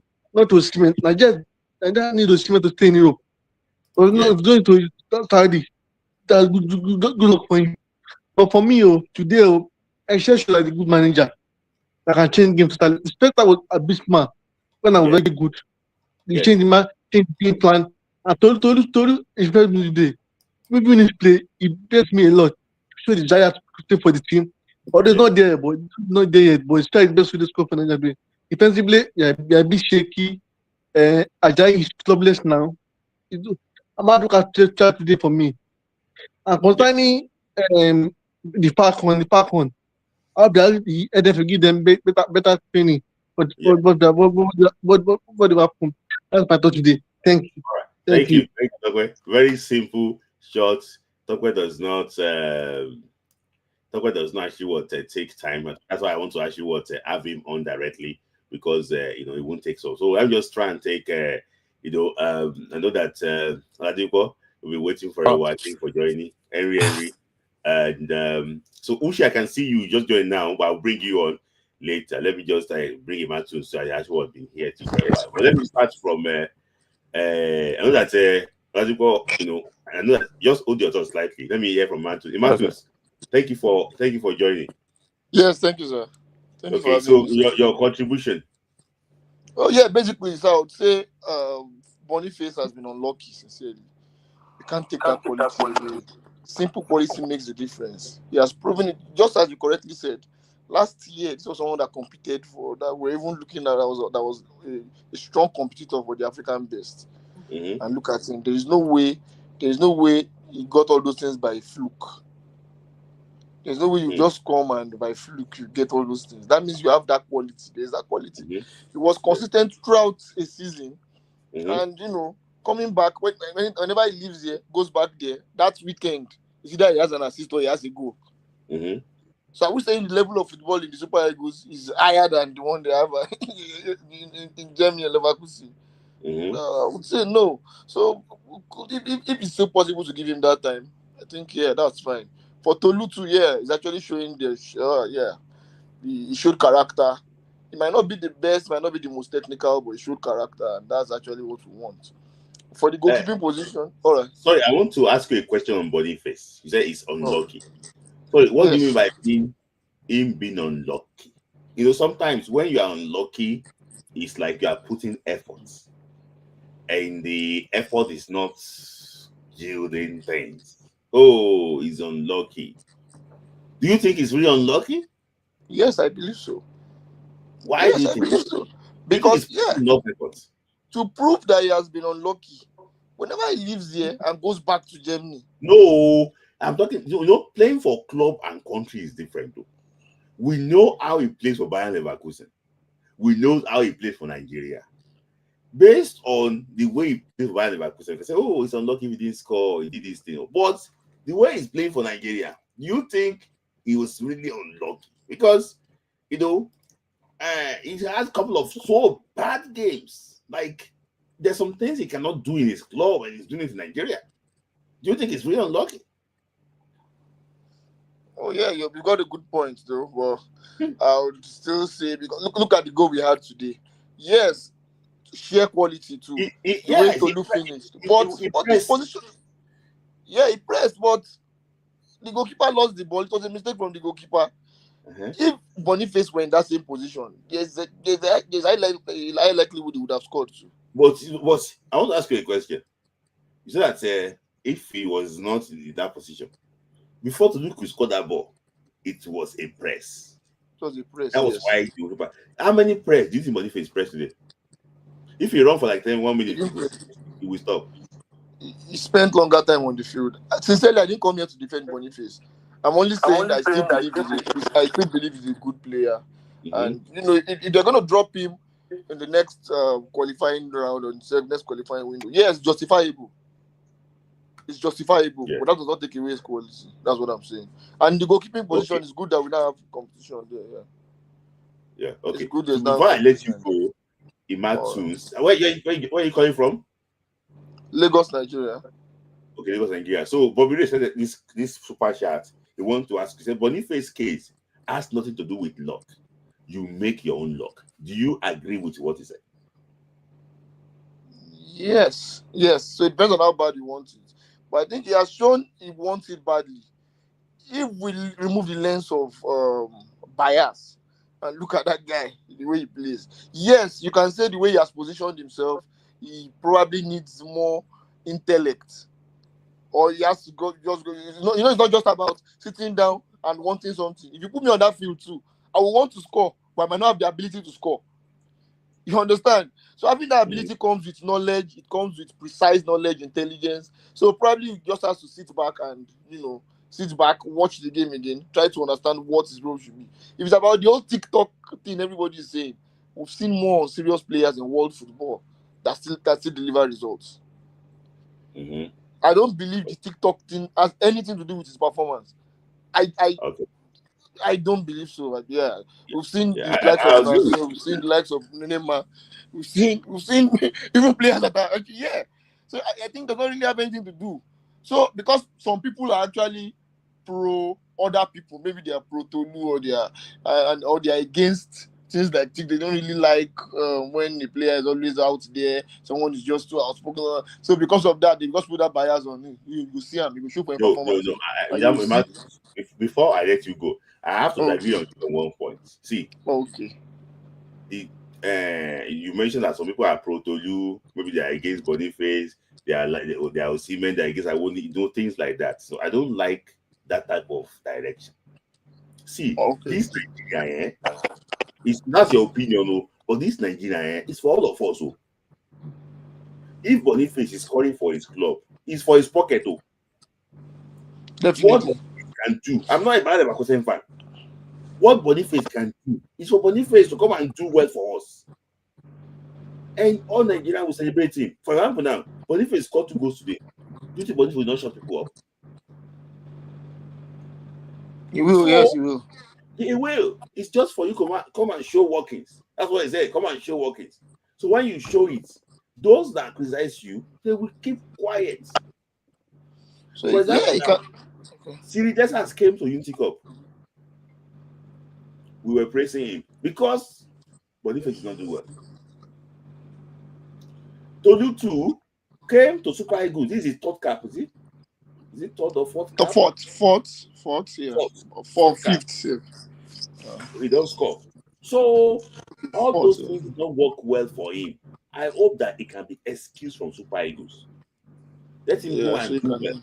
He made a mistake. He would have come to that Unity Cup. He made a Maybe mistake. he would have gotten his luck. Maybe he could have been lucky. Yeah, you have been lucky. But thank you, Imatuns. That's a very wonderful contribution. I like when people see things from a different direction, and I like the way your thought on that. So thank you, Imatuns, for that wonderful contribution. All right, thanks so We'll much for put having more me. of you. Thank you. Thank you, sir. That's Imatuns. Yeah. So let me start with Ladi. Oh, you don't want to start with me? Yeah. Eh? No, it's okay. Go ahead. I wanted No, to. sorry. No, Okay. go if you want. No, No. It's just because of the questions you asked the other guy. Okay. So that's why I wanted to. So with all NEME. due respect, it's not. So I wanted to contribute, but I wanted to hold my peace. You Okay. understand? So for me, see, I think the media, the role of the media, and the way I don't like it when authorities use media. I've always been. They should have their own point of view, and they should be telling us this is why they are making decisions, right? So that's my own opinion on. That's why I don't really sometimes when we do the versus this player versus this player, I'm not really like for it. I don't like it because I just want the coaches to make their decisions based on what they see, not just what people say, but what they see on the pitch. You understand? This is how they did for Siri Desert. When Siri Desert played against Ghana for Finidi George, people said Siri Desert is not good. He was missing chance. And I was here on Instagram. So we talked. Oh, after that game, I remember on video. I don't know if you can remember what I said. I said I like his run. I said it. You understand? I respect. No, don't do this, Vessels. He's the kind of player we want. He's been playing like that since. It's not a surprise. You understand? He's been playing like that. This is how Siri Desert play. He builds up. He's very good when you are building up. When you want a player that wants to build up, but the people they don't. This media. They just so when Iman said there was the agenda, I agree with it. There's an agenda. You know it from the local versus foreign. Someone tweeted. I saw a tweet on Twitter when they said they were getting past Osayi somewhere. If he's Sadiq, no. And because we like the Versus thing too much, and I think if that can reduce a little bit, don't do that Versus. Let's just talk about this game based on what they offer on the pitch. You understand? Players can always improve. You understand? And for their own mental health too. I smell a bit of frustration from Boniface. There is frustration, and it is. We are human beings at the end of the day. Yeah. There's a certain level of things you can take. I don't know if I can even, me personally, if I can tolerate that level of scrutiny. I might also give up. I'll just, no, I'm not doing this anymore. So anybody can do it. We do it all the time in our personal lives. It's just that these guys, when they are on TV and everywhere, everybody is looking at them. So Boniface is, for me, where the unluckiness is coming from Boniface is that when he was on form for his club, he came Saudi Arabia game, played the, I remember the ovation he got when he came because people were anticipating this kind of player, a player that is good on his feet, quality player that can take the ball. But with this coach, I think with a coach that wants everybody to run, I think that's where Boniface. I'm not. I don't. I haven't seen the training, but I'm smelling. That's where Boniface is having the problem. You understand? Boniface is the kind of player that you should not rush. He wants you to build a program around the team so that he would get it. You understand? He would get it. He wants. That's why. And this is from his interviews. That's why when he did his interviews with in the OB podcast and all of that, he said he doesn't want to play in the Premier League because he's a player that wants a program. Give him a program. You understand? That's that kind of a person. He doesn't want an environment where everybody is just rushing to make, it's different. It's just like at work. There are some workplaces where the pace is so fast. Some people don't cope. Some people will leave. Some enjoy that environment. And I think that's where Boniface is having a problem. Boniface will do very well. Trust me, if Boniface go to his club, if there's a program around him, you see he understands, he look at the picture, he trains with the team, yes, he will go and score. But in a pressure environment where they want to deliver results in September and they are looking to eliminate players, I think Boniface is having a problem. And this is where, if there's a psychologist in the team, this is where you should help him. They say, guy, you need to relax. And they could have even told you, is this guy ready to do for this game? Or is he still on holiday? So you understand? So that's where they would help some of these players get through the pressure. There was another player that had this kind of pressure, Harry Maguire for Manchester United. You remember everybody was pouncing on him. And after I had his interview, you know what he said? It was like, man, he almost gave up. He wanted to just give up. But, so that's one thing. I'm not defending Boniface. I'm not. But this is where I know that it's about him scoring. And he knew that he needs to score into this game to remain in the minds of Nigerians. You understand? So that's what I think for Victor Boniface. I don't know if I should say about the game or do you want me to stop? You can say about the game quickly. Okay, about the game, I watched the first half. I'm watching the second half right now, right? I watched the first half. And when the first half, my assessment was very straightforward. It's not a fullback. We don't have a fullback. It's not. Well, the way people watch the game is different, but I know football very well. I can brag when it comes to knowing how to watch games. I don't think it's a fullback. That's the issue. I don't think we have fullbacks problem at all. You understand? In this game, it showed. I think first of all we were slow. So in a team that offers something different, this Russia team, is giving us what South Africa would give us. You understand? A very technically astute team, a team that will press you. You understand? They know how to cover the pitch very well drilled, and they've analyzed Nigeria.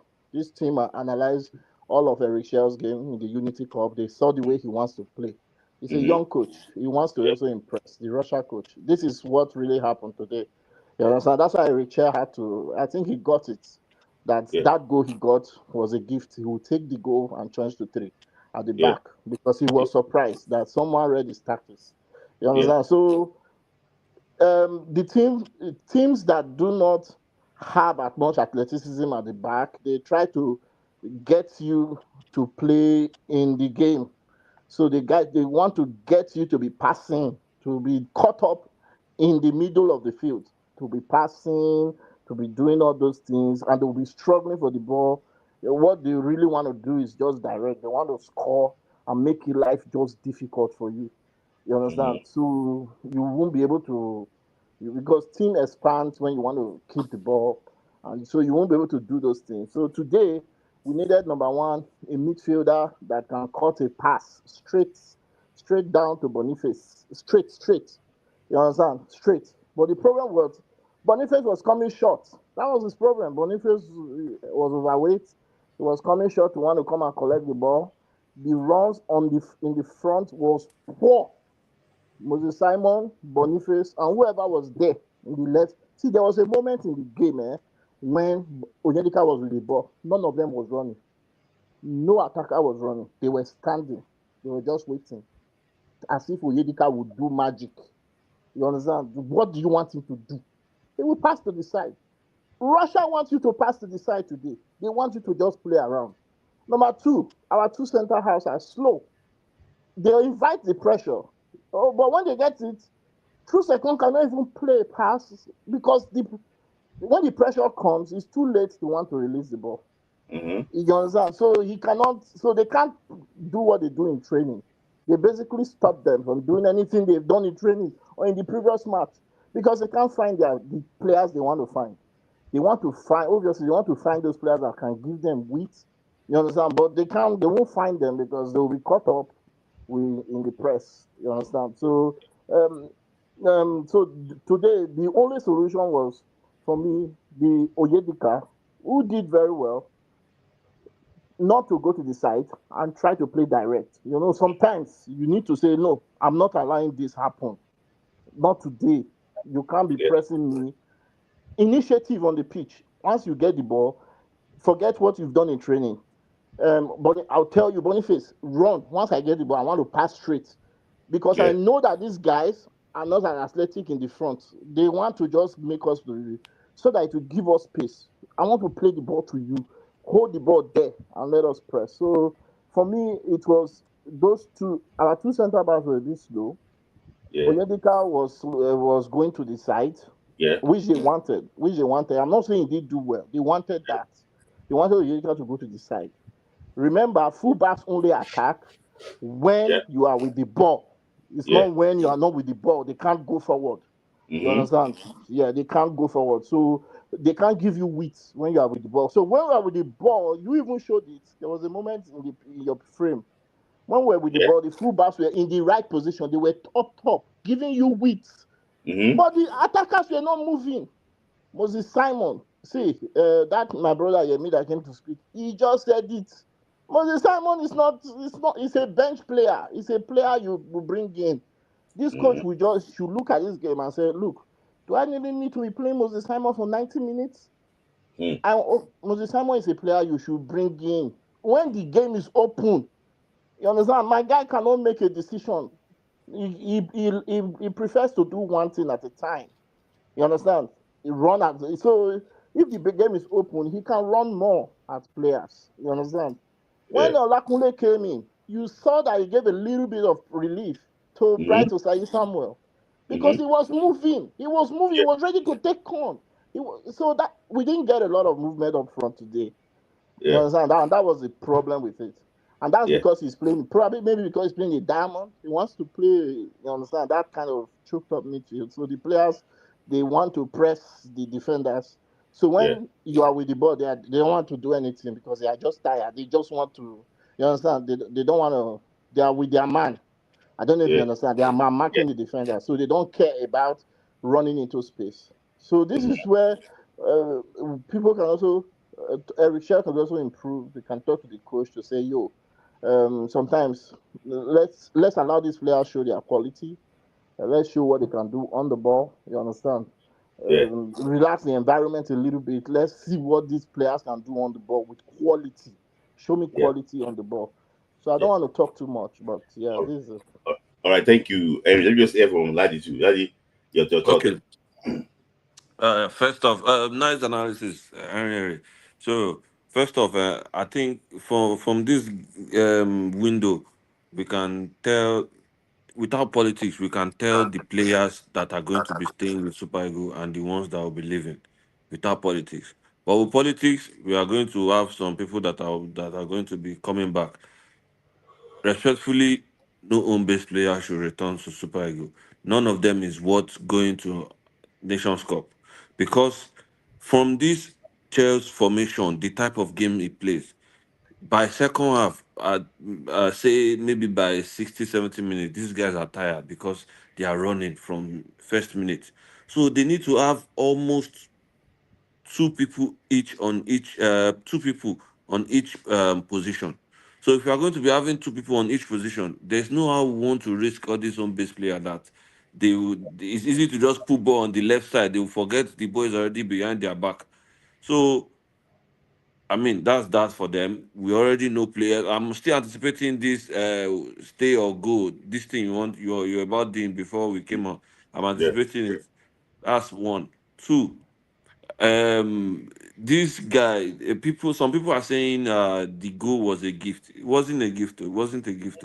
It Mm-hmm. was high press that caused that goal Mm-hmm. because the way Boniface was pressing them, there's no how the keeper was going to dash us a ball.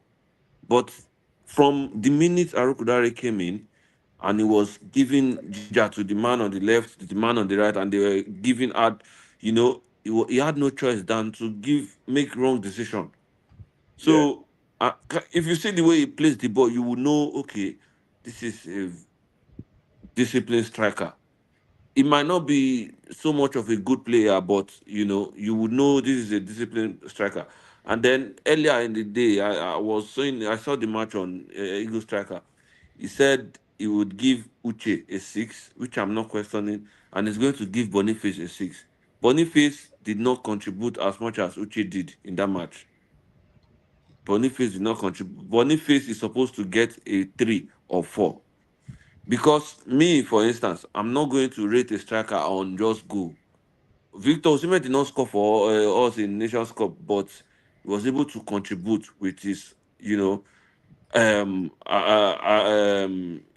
say aggressivity or say yes? But Boniface is just, sluggish on the ball, and that's what we have seen in what's his name? The Desas. He marks with with aggressiveness. Same with Arokudare too. He's playing with the way he's even chesting the ball, showing some sort of energy. But I don't know. Respectfully, I think Boniface should be excused from the team completely. And see what he's doing if it was a joke, then Boniface as a player is a joke. And if he was serious, God bless him. I mean, I wish him good luck in his future endeavor. But yeah, that's all I have to say for now. Because yeah, time is far gone. Thank you. Let me just hear from Uche too, quickly. Okay. Can you hear me?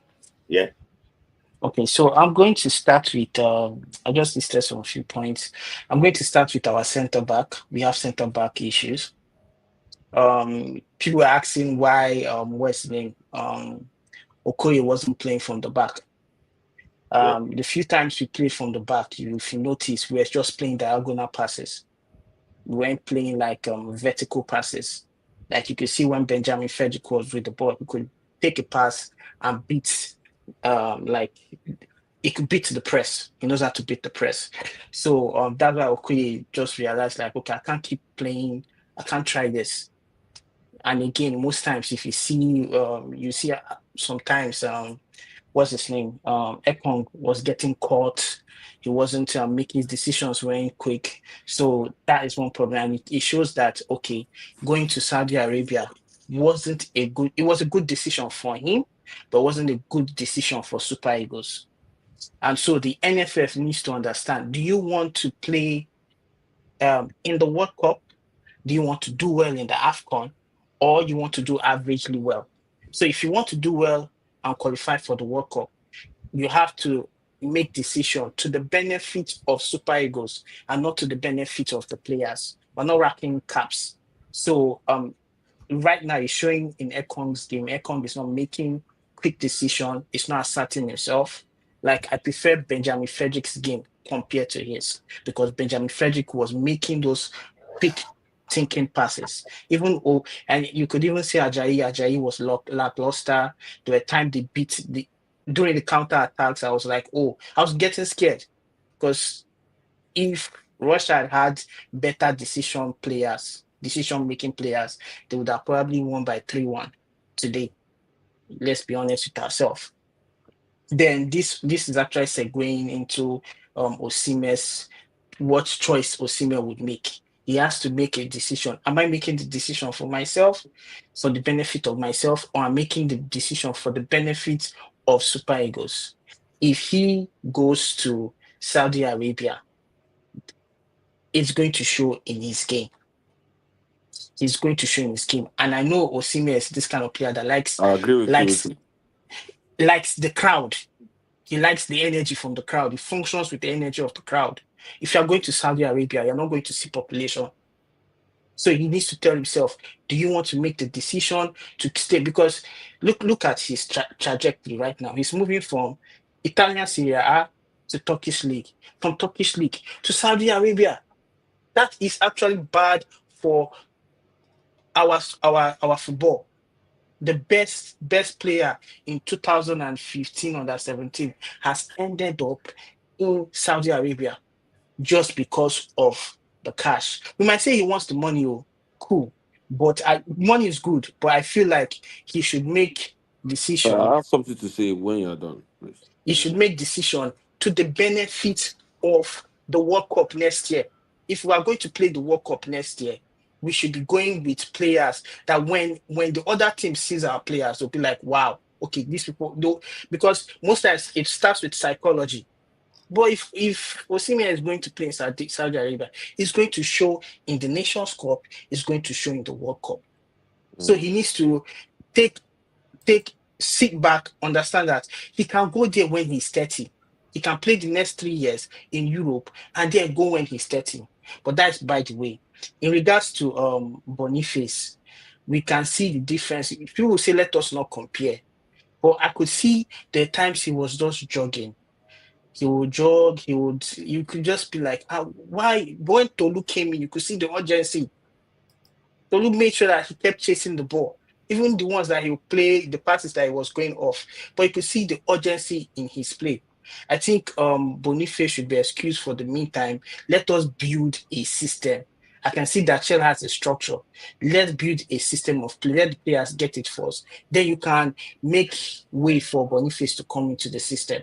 But right now, we don't need him in this system. He's taking a spot for a player, and especially in games where you have flat-footed like a defense playing five, the way Russia was playing. I think we need to get a player that more like a dribbler, someone that knows how to handle the ball, dribble past players. I don't know whether Educate can come in. Educate, we need someone that can dribble. So that when they play low block, because that's what South Africa is coming. South Africa wants to take 1 point. South Africa is coming to take 1 point, and we need players that can dribble through that defense. And if you see the way they usually struggle against Chukwueze, so we need dribblers. And what's his name? Simon is actually a one-trick pony. One trick. Just one trick. If you're able to defend him properly, he does not know how to make decisions, and I feel like he should be on the bench. Come in second half when the other team is chasing the game, then we can do that's like and again, one more thing, home-based players. NFF needs to understand, are we planning to win AFCON? Are we planning to do well in the World Cup? Are we planning to qualify for the World Cup? If that is our objective, the home-based players should not be seen around the Super Eagles. Let them win the CAF Champions League, win the CAF Confederations Cup. Let's see how they do well in those games. See Esperance de Tunis. There's a Nigerian there. Pyramid that won Gerardi. There was a Nigerian there. Those are the kind of players. If you say you want to bring players from Africa, those are the kind of players you're supposed to bring into the team. Not with an MPFL team that has not qualified for the group stages of the CAF Champions League and the Confederation Cup. I think they qualified for Confederations Cup, Rivers United also. But you can see that they're not living up to expectations. So That is what the NFF needs to sit down, tell themselves like what our objective for the next Nations Cup and the next World Cup, and make sure that give the coach the chance to make his mind up. Like here and is not supposed to be there, Ahmed Musa is not supposed to be there. Then we need to look for a replacement for Ekong. Since Ekong is playing in Saudi Arabia, he can come in second half, just the way Keshi did in 2013 AFCON, and make sure Yobo was coming in second half towards the end of the game. So let us Nigeria first, the Super Eagles first, the gameplay first, as what is the chair will talk and say the game project. So if it's a project they are doing, then players that have no business in that team should just be let go. And that's what I feel right now. I wanted to talk about Bruno Imachi, but let's just have that on the side. Okay, Yeah. let me say this real All quick. right, let me just take this super chat. Okay. We don't actually go back to you. I told that Henry. Somebody just earlier you said that analysis that is from viral moments, and also to Bobby said that Osimhen at the AFCON talking to. I don't know who was making. Okay, I think it was Landy that was talking about Osimhen. Said Osimhen at the AFCON got better tenacity, intensity, and pressing, and making the right runs to Osimhen during AFCON. So for me, just insulting to try and compare because Osimhen and Boniface in Super Eagles. See, Osimhen in the ground running. Who remember the game against Ukraine? Against Ukraine, I would do 2-2. Yeah. Even against Tunisia, you know, he came in against Tunisia at the AFCON 2019 AFCON. 2019. Yeah, his spirit was very high. He wanted to. So sorry, let me just say this comment quickly. From Sport Grinder, is that a good shift from Nigeria to South Africa? He's not calling up to investors. A better shift is to call home-based players in November. But the ultimate gift to SA will be Nigeria starting Ekong. Yeah. 5 months. For me, I think I went to go and watch the game we played at the AFCON just to go and look at it and see. I also that Ekong don't lose 1 yard, slightly, and someone that was struggling when he was in the Premier League, now playing Saudi Arabia, it's like a different thing entirely. So for me, I know that the coach understands this, and the coach will not actually what gamble. But the problem is this: if he's not starting Ekong, he will start the guy, and that is where the problem actually was. Simon too. I don't know why Simon is like this. Simon has been a fan for so many years. I just think that have been performed better than what he did. So for me, people argue that it could be he's not in form. It could be maybe probably he's off season already, he's tired. It could be all those things. But for me, I think this is what we get from Simon too against the World Cup qualifier against Zimbabwe. He kept on delaying and delaying and delaying and delaying. He doesn't know what to do. Yeah.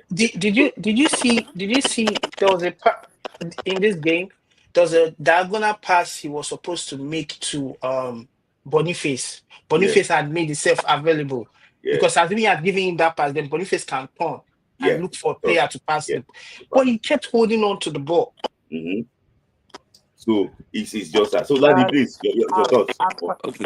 I was going to say, I think that's my own feeling about it. I think Napoli ruined Osimhen's.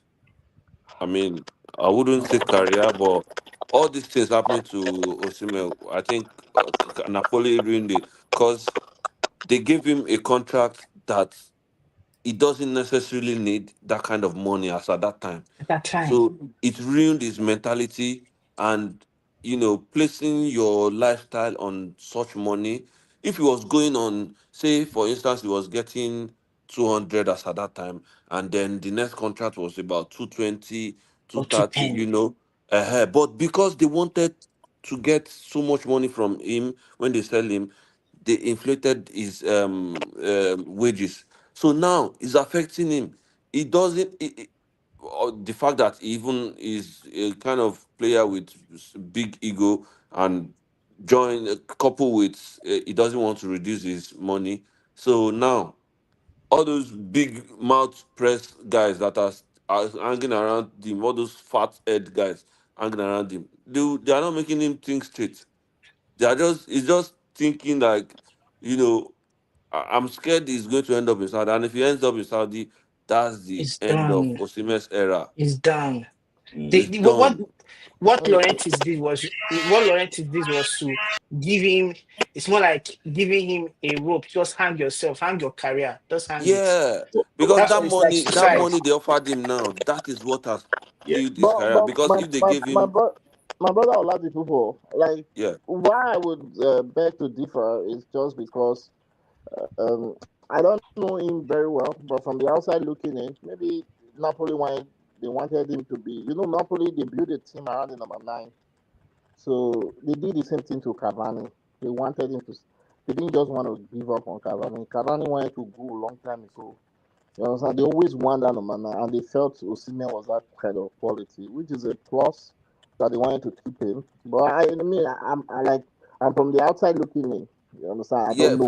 From what you said Yeah. now, it sounds right. But this is what happened after the Scudetto. He wanted to leave, but they begged him to stay.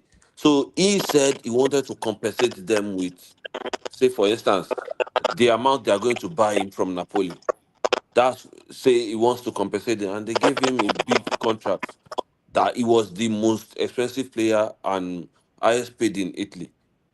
So Mm-hmm. this thing now, it has ruined him. Now he cannot. Now is it? Imagine a type of player like Osimhen having just 2 offers from Galatasaray and Saudi. And talk and sounding. They See, don't Imagine know see, everything. Or maybe there might be some other offers. You get what I'm yes, saying? all those guys closer to him Mhm. says they are top European clubs that are also, Yeah. putting So, some report on can I Twitter. quickly comment on Ekong Yeah. on Yeah, on Ekong? You see, Yeah. Yeah. um, Ekong is one of those players that was made for the national team. He did very well with Nigeria more than his club. But Ekong has a weak point that many coaches has identified over the years. In 2019, the Algeria coach said it. The Algeria coach in the post-match press conference, he sat down and he told you people, he told everybody that he noticed that Ekong was slow on the turn. Simple. He said it's a good quality, but he's noticed that he was slow. And he asked Bundeja to press him every time. He almost got a goal in that 2019 when Omeru went to give a back pass. But that, by the way, it's always been there. But there's that weakness. Ekong now won the best player in the AFCON. So Ekong is one of the most noticeable Super Eagles player after that AFCON. So if you want to analyze, you analyze based on those players that you know. Mm-hmm. Ekong is there. Let us close down on Ekong pretty quick. We know that he he doesn't make his decision quick enough. He doesn't sometimes. He's a bit flat when he wants to make those passes. Once you press on, if you give him time to make a pass, he will pick a good pass. But don't give him that time. You understand? So he's very noticeable, and you will notice also from our corner kicks what they were Russia doing from the corner kicks. They were holding Ekong. They would just hold him, cycle. There was even if this game could have been refereed, looked at with VAR, there was a time when they held him. There was one corner kick where they held him. Mm-hmm. The player was just 2 hand on him. That has Yeah. to be a penalty, right? In a Yeah. good But tournament. But it happened. That's to tell you that they know the threats. They know the threat of Ekong. Ekong is very good in those corner kicks. He's always there. They don't want to give him any free header. So I think he's a player that people watch listen. for the Super Yeah. Eagles. I think the problem with Ekong, I don't want to say it's just Saudi Arabia because it's a Saudi Arabia player that was highest goal scorer in the AFCON. You understand? I would not just play down on it because it's also the commitment and how well the player trained. Cristiano Ronaldo played in Saudi Arabia. He scored a goal for yeah, Portugal. but You Cristiano understand? Ronaldo is 30 something. He's So, 40.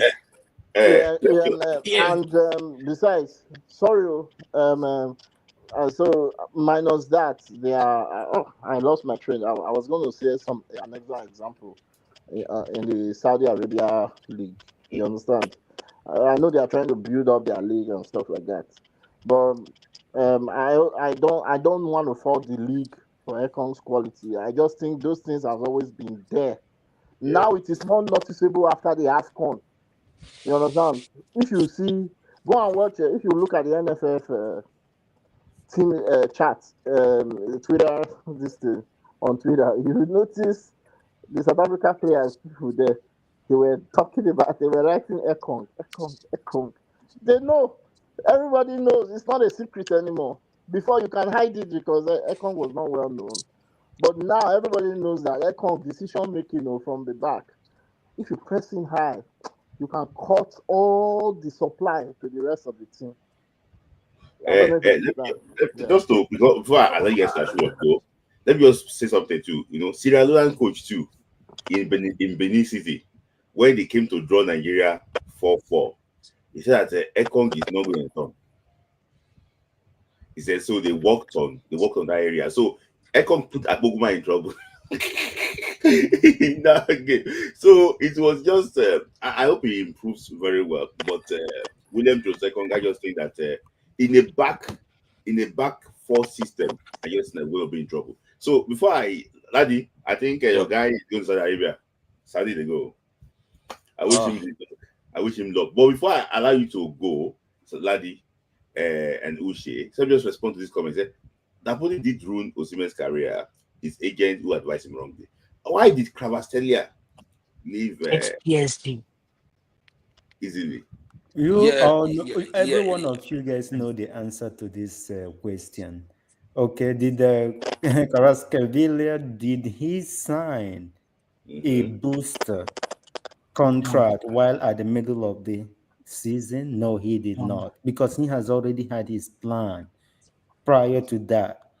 His agent was very much involved, but you have to ask yourself the question: Osimhen, doesn't he know that this would affect? He gave them the whole power to decide the negotiation going forward in the contract. That is why he is in So the place there's he something. is. And what made matters was not that decision. Let all of us be very frank with ourselves. What has happened and continue to happen after that is why he is in the situation that he is. You can very much be tackled on the pitch. What you get up to do is to fight the other player. His behavior is getting out of hand, and if this behavior continues against South Africa, he's most likely going to get a red card in a very crucial game, and that will be end of you guys just keeping a I don't blind think eyes to a behavior that is very that's obvious. any player's character on the field. That No. doesn't. This one is out of line. This behavior is out of line. Diego You Costa mean was You Osimhen's can be aggressiveness? jumping up to Diego fight the Costa was other worse. player. That is against FIFA rule. When you jump up to fight the other player for Chelsea's tackling former you, striker that is deemed was a bully retaliation. too, and he helped him. This guy was they are bully strikers. Strikers are meant to be bully if you want to Yeah, be expensive in I But marketing. have you don't to. have to get up uh, to fight uh, the defender that is tackling you. it, That it is have deemed to. against the I law have of like the game. three people I should waiting. I have to let Uche Okay. that the area I Okay. should. So that's it. So, So thank you for sure. Find time that should join, and All also right. Henry because I don't overshoot time and I still have like IoT, Bobby Ray, and okay. Sakadi as was waiting. So thank you guys for joining. Yeah. Okay, I can't say any more things. So Smith, who do you think should be our central defense against South Africa? See, I tire. I think Ajayi ahead of I don't know. I don't know. I don't know. We're in trouble. Can I Yeah. quickly drop? Can I quickly Yeah, drop yeah, one yeah, drop comment? quickly. Yeah, just I think Cavaseria's agent wanted that high money too. I think because I know he tweeted at one time that mhm. that Cavaseria should be the one on that wage. I think probably they had that for wage for one person. Maybe that's why, and Osimhen got it. I don't think So he will be. So, but another thing I was going to say is on Chrysanthus Uche. You understand? You when you said like when you said like when it was crowded out. I don't know why they chose to crowd Chrysanthus Uche. Anytime he was with the ball, they try to chase him down. So I think I think people are noticing him already. So yeah, that's one this thing he this should watch change. out Yeah, against South Africa. He should make his decision a bit faster. yeah, You understand? We should not be caught dwelling with the ball, and that's one thing Simon Moses is always doing. Please, always the do. South Africa should not join him in that cult. Yeah. So yeah, My that's All right. brother, I want we've run I out want of I want exploration. I We've want I run want to out of say that. Sorry. Yeah, sorry. So let's Uche finish. Uche. Okay. okay. I want to say something. How, this is just me just saying on myself. How can the best striker that Nigeria has ever produced end up in Saudi Arabia in his 20s? The This best will striker, affect the whole West African countries. the best striker. Not Like just best striker, former African footballer of the year. Drogba played till he was 30 something, even came back to Chelsea. You have to also point finger at Chelsea. What is going on? Chelsea went behind him to negotiate his contract lower than what he was worth. So Uche, see, it's sad, but I think we have to face reality, and I'm happy that the coach is planning even without him. I have to say that. Yeah. Because So because because we Super Eagles has to yeah, plan have in to the plan. event It's not his available. tempo comes down. We Yeah, have to get new we have to strikers. get it wrong. Thank you, Uche, for that contribution. I'm going to just bring Bobby Ray quickly because I know that Bobby Ray wants to say something quickly. He has been here before. Thank you, Uche, for finding the join today. So So, Smith, do you think it's worth taking a chance on Akpogoma at this moment? here we go. Thank you, Uche, for finding the join today. Also, so Bobby Ray, I don't bring you in now. So quickly, Bobby Ray, Yeah. your thoughts. So I'll first of all reply to what What then I can see you and I also can see you quickly. Then So also was talking about Osimhen's countenance on the pitch. yeah. Yes, I know Osimhen is a volatile guy. We know that. And sometimes he might go a little bit over the edge.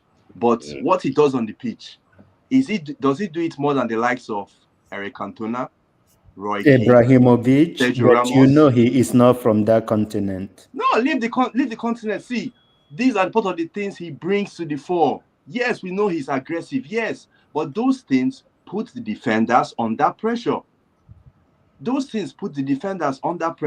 Yes, there are sometimes he might get a yellow card. But that is what you need. You need some of that in your team. You need some of that on your team. We don't need people who will just be laid back.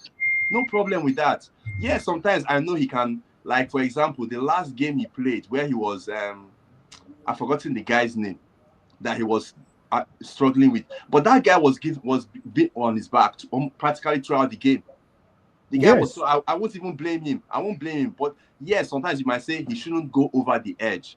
But no big deal. There are players who have done such. Do you think South Africa will not try to trigger him? Do you think South Africa will not try to trigger him? When you have a pattern, they will explore it, and they have a right to explore it. Yes, they might try to trigger him. Yes, he can try to hold himself, but still, you can't. He shouldn't cut it out. No, I won't want him to cut it out. To be honest. Now talking about him going to Saudi Arabia. See, if once he makes that move to Saudi Arabia, once he makes the move to Saudi Arabia, I would say that his career will go down. If you check it out, some people say, okay, let him go to Saudi Arabia, play 2 years, and come back to Europe. Has any player gone to Saudi Arabia, returned to Europe, the same player or better? Nobody. There is no player. No player has gone to Saudi Arabia and returned to Europe, a better player, or even the same player he was. So him going to Saudi Arabia is practically the beginning of the end. I don't see him. People use Ronaldo. Man, Ronaldo has been there and done that. Osimhen, has he been to the World Cup? No. Has he won the AFCON? No. How many times has he won the African Footballer of the Year? Once. Has he been the top goal scorer in the top 5 leagues? Once. So to me, he hasn't achieved anything. To be honest, if he's really ambitious, he hasn't achieved anything. So saying that he has done this, he's done that, he can go to Saudi Arabia and make some money, is crap. It's crap. the guy is just going to ruin his career. Let's just be honest. Yes, they will give you the back, but sometimes I try to understand things with Nigerian players. Okay, it's about the money. You want to make the money. Are you trying to tell me that if you move to the likes to a top 5 league, play one season, you can't demand for a pay rise if you perform well? Apart from that, won't you get endorsement deals, sponsorship deals when you go to, let's say, a more exposed league like the Premier League? Don't you know you're going to get deals? Don't you know at the end you could still make that money or make even close to that money? But I don't understand how some of our players. How will you get deals when your team's not working with him? Okay, if it's yes. So I just don't get. I don't understand. And talking about his contracts, which is the main reason that has brought him to this place that he is today. That contract he signed when he was about to sign up, and I was saying, don't sign this contract. You're just going to enslave yourself. Don't you think? Napoli and Dom. This is what they do to their key player, to their top players. That is why most of them, when they leave, they don't leave on a good note. And it's like slavery. They enslave you. They put this money. It makes it difficult for you to leave.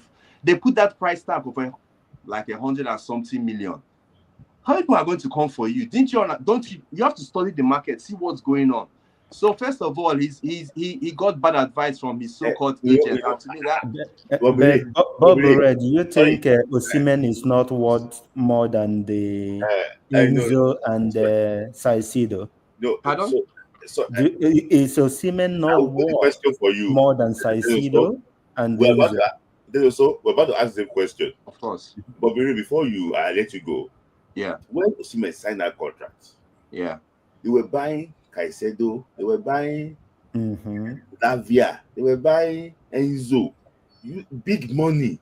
They were buying. Who was buying them? Chelsea. Yeah, Chelsea. Exactly. It's only one club. Why is Osimhen not worth more than that? No, I agree from that point. That you bought for example, those players are midfielders. What about the not strikers? So Osimhen, yes, you can say Osimhen is worth that amount, but you still have to reach the room. Your striker, how much is it? Exactly, almost 80. How much is Anthony? Which Anthony? The Brazilian. My Anthony. Yes. Come on, man. I know why Anthony was bought for that amount. Ten Hag wanted to go for Anthony in June. Then Anthony's fee was £45 million. Man, you left that deal till August. Why won't they increase the money when you've already bought Martinez from the same club? You cannot. It's down to the people who negotiated that deal. It's not down to Ten Hag. It's not down to the player. Guys, see, there's also this thing. I will really thank you for your time. I have to bring two people on too. Thank you, Dennis. Thank you for your time. And also, I'm just going to bring it to people because I have to wrap it up very quickly. Right. Thank you. So then so thank you. So sorry, I don't know. I went to go foot you. Then so I know that okay, IoT, your submission quickly on in 5 goes to the sport grinder. Oh, what should I talk about, Osimhen? No, I want to talk about Osimhen, yeah. Quickly. Okay. So see, this is the way I look at it. Osimhen, I don't think Osimhen wants to go to Saudi. Yeah, I agree. But he realizes that it might be his best option, the way things are looking. Or he is going to start Galatasaray if they can continue to pay him what he's earning. Now, it is easy for us from the outside to tell somebody what to do with his money and what money to accept or not to accept. No be we they collect the money anyways. But for him, he has a decision to make about his life, his future, his family. I was talking to somebody about it. Osimhen has started living a kind of life that if he wants to sustain till he dies, by the grace of God, he lives a long, long life. If he wants to sustain the lifestyle that he has started living, he needs a lot of money. Osimhen doesn't fly commercial, even first class is too small for him. It has to be private, buys all the fancy jewelry. Osimhen buys a lot of jewelry. You see it on his Instagram post and everything. Buys all the nice cars. See, he celebrated, he flew almost like 10 people from Nigeria to Turkey to celebrate the title with him, took them on boat cruise, bought food for them, probably paid for all their hotel. You know, like all those people that fight for him on Twitter, it spoils them. You know, all those people, it spoils them. So if he wants to keep this up till, let's say, God has ordained for him to die at 100 years old, he's going to have money.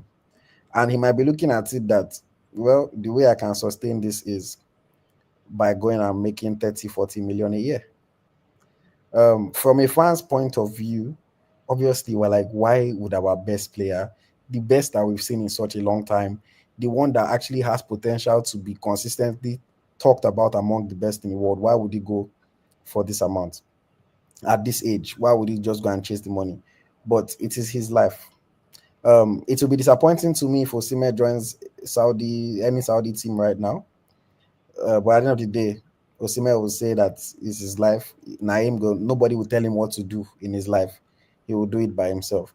I think when Dino also was talking, and even somebody here puts this in the comments that, oh, Chelsea disrespected Osimhen. Look, you can call it disrespect, but if it was so disrespectful what Chelsea did, why didn't somebody else show him that respect? At some point, we have to ask that question. We're in another summer transfer window. Why is nobody else showing him that respect? Maybe he just had a monster season for Galatasaray.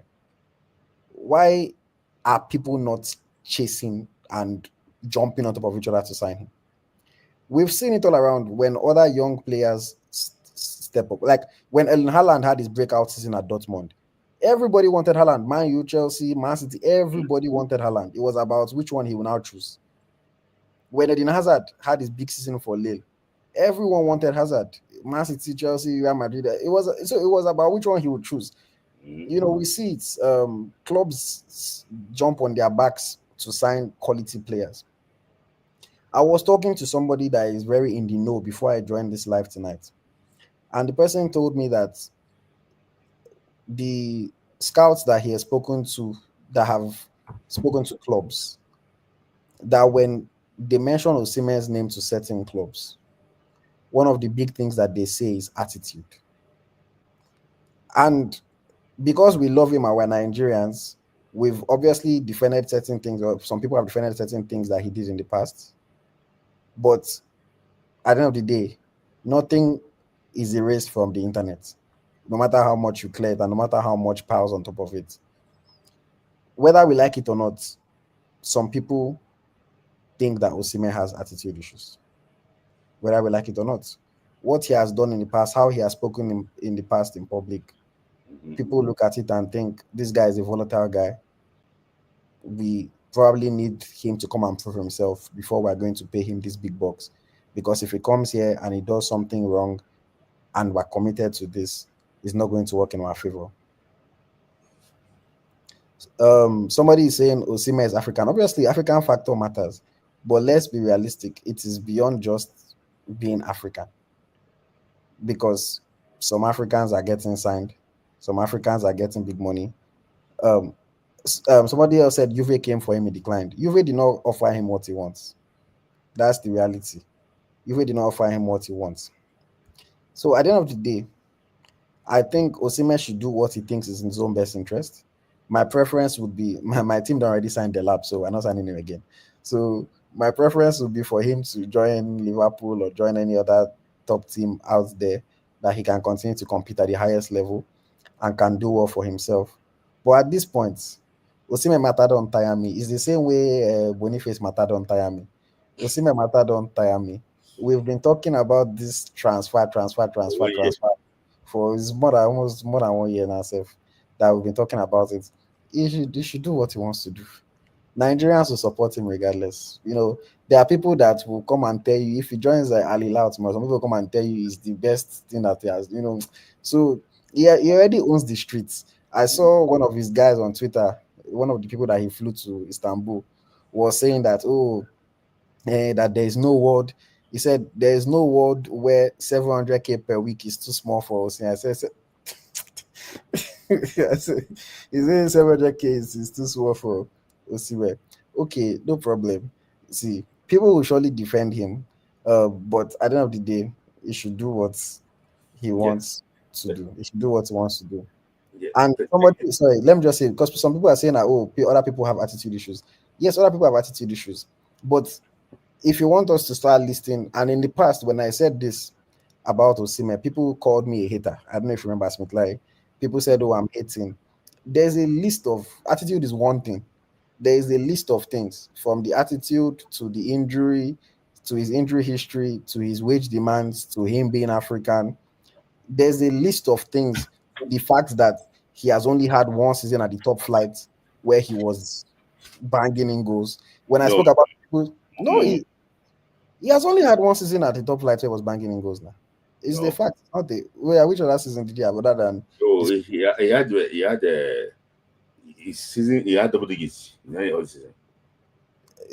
I said the double digits. Like we're talking about if you are coming to command 300,000-400,000 a week, it's not that you scored double. Jackson too scored double What, digits. what, what about Lille when he was in That's Lille? when I was in Lille, 17 goals. Mm-hmm. That's a mid-level striker now. That's not superstar striker numbers. Mm-hmm. We have Mbappe scoring 40. We have Haaland scoring Yeah. 50s in the season. We have like, do you know what I'm saying? Like, if you are competing financially with guys at that level, you have to like be delivering at that level I, too I, now. I don't like when I see comments like this. So let me just No, just it's the internet. Let everybody say what they want to say. But uh, there's like that's the thing. Like before you get Osimhen has had 2 seasons. This is the second season that he scored more than 20 in a season. So that, there are many factors that all these people look at. And at the end of the day, I wish him all the best. I love Victor Osimhen and I want the best for him. but He I should just before I move on to sport grinder, I think McCarthy said on Super Sports that when they were deliberating about who to sign, he's the coach of striker. He told them that they should go and sign Victor Osimhen. When he got to the big people around, he said that they cannot sign Victor Osimhen. The only reason they said that is that he's going to leave us. He's going to leave for AFCON. The AFCON is every 2 years. yeah, that's also a That's what they fact. said. So that this guy is a proven striker. He said, AFCON is every 2 years. That means that if he's injured, if he's out, then AFCON again guarantees going to be missing. So they said that they will not sign. They will not sign. And I think part of Man U policy too. I don't know. They look for a very conservative approach. Despite that they are failing badly in business, honestly. But let me just ask Sport Grinder your thoughts, please, quickly. Let me just reply. Some people said the Lille season was an average season. He played 35 games that season. Last season he played 32. So he played 35 games that season.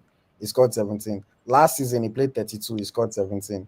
So let's not make excuses.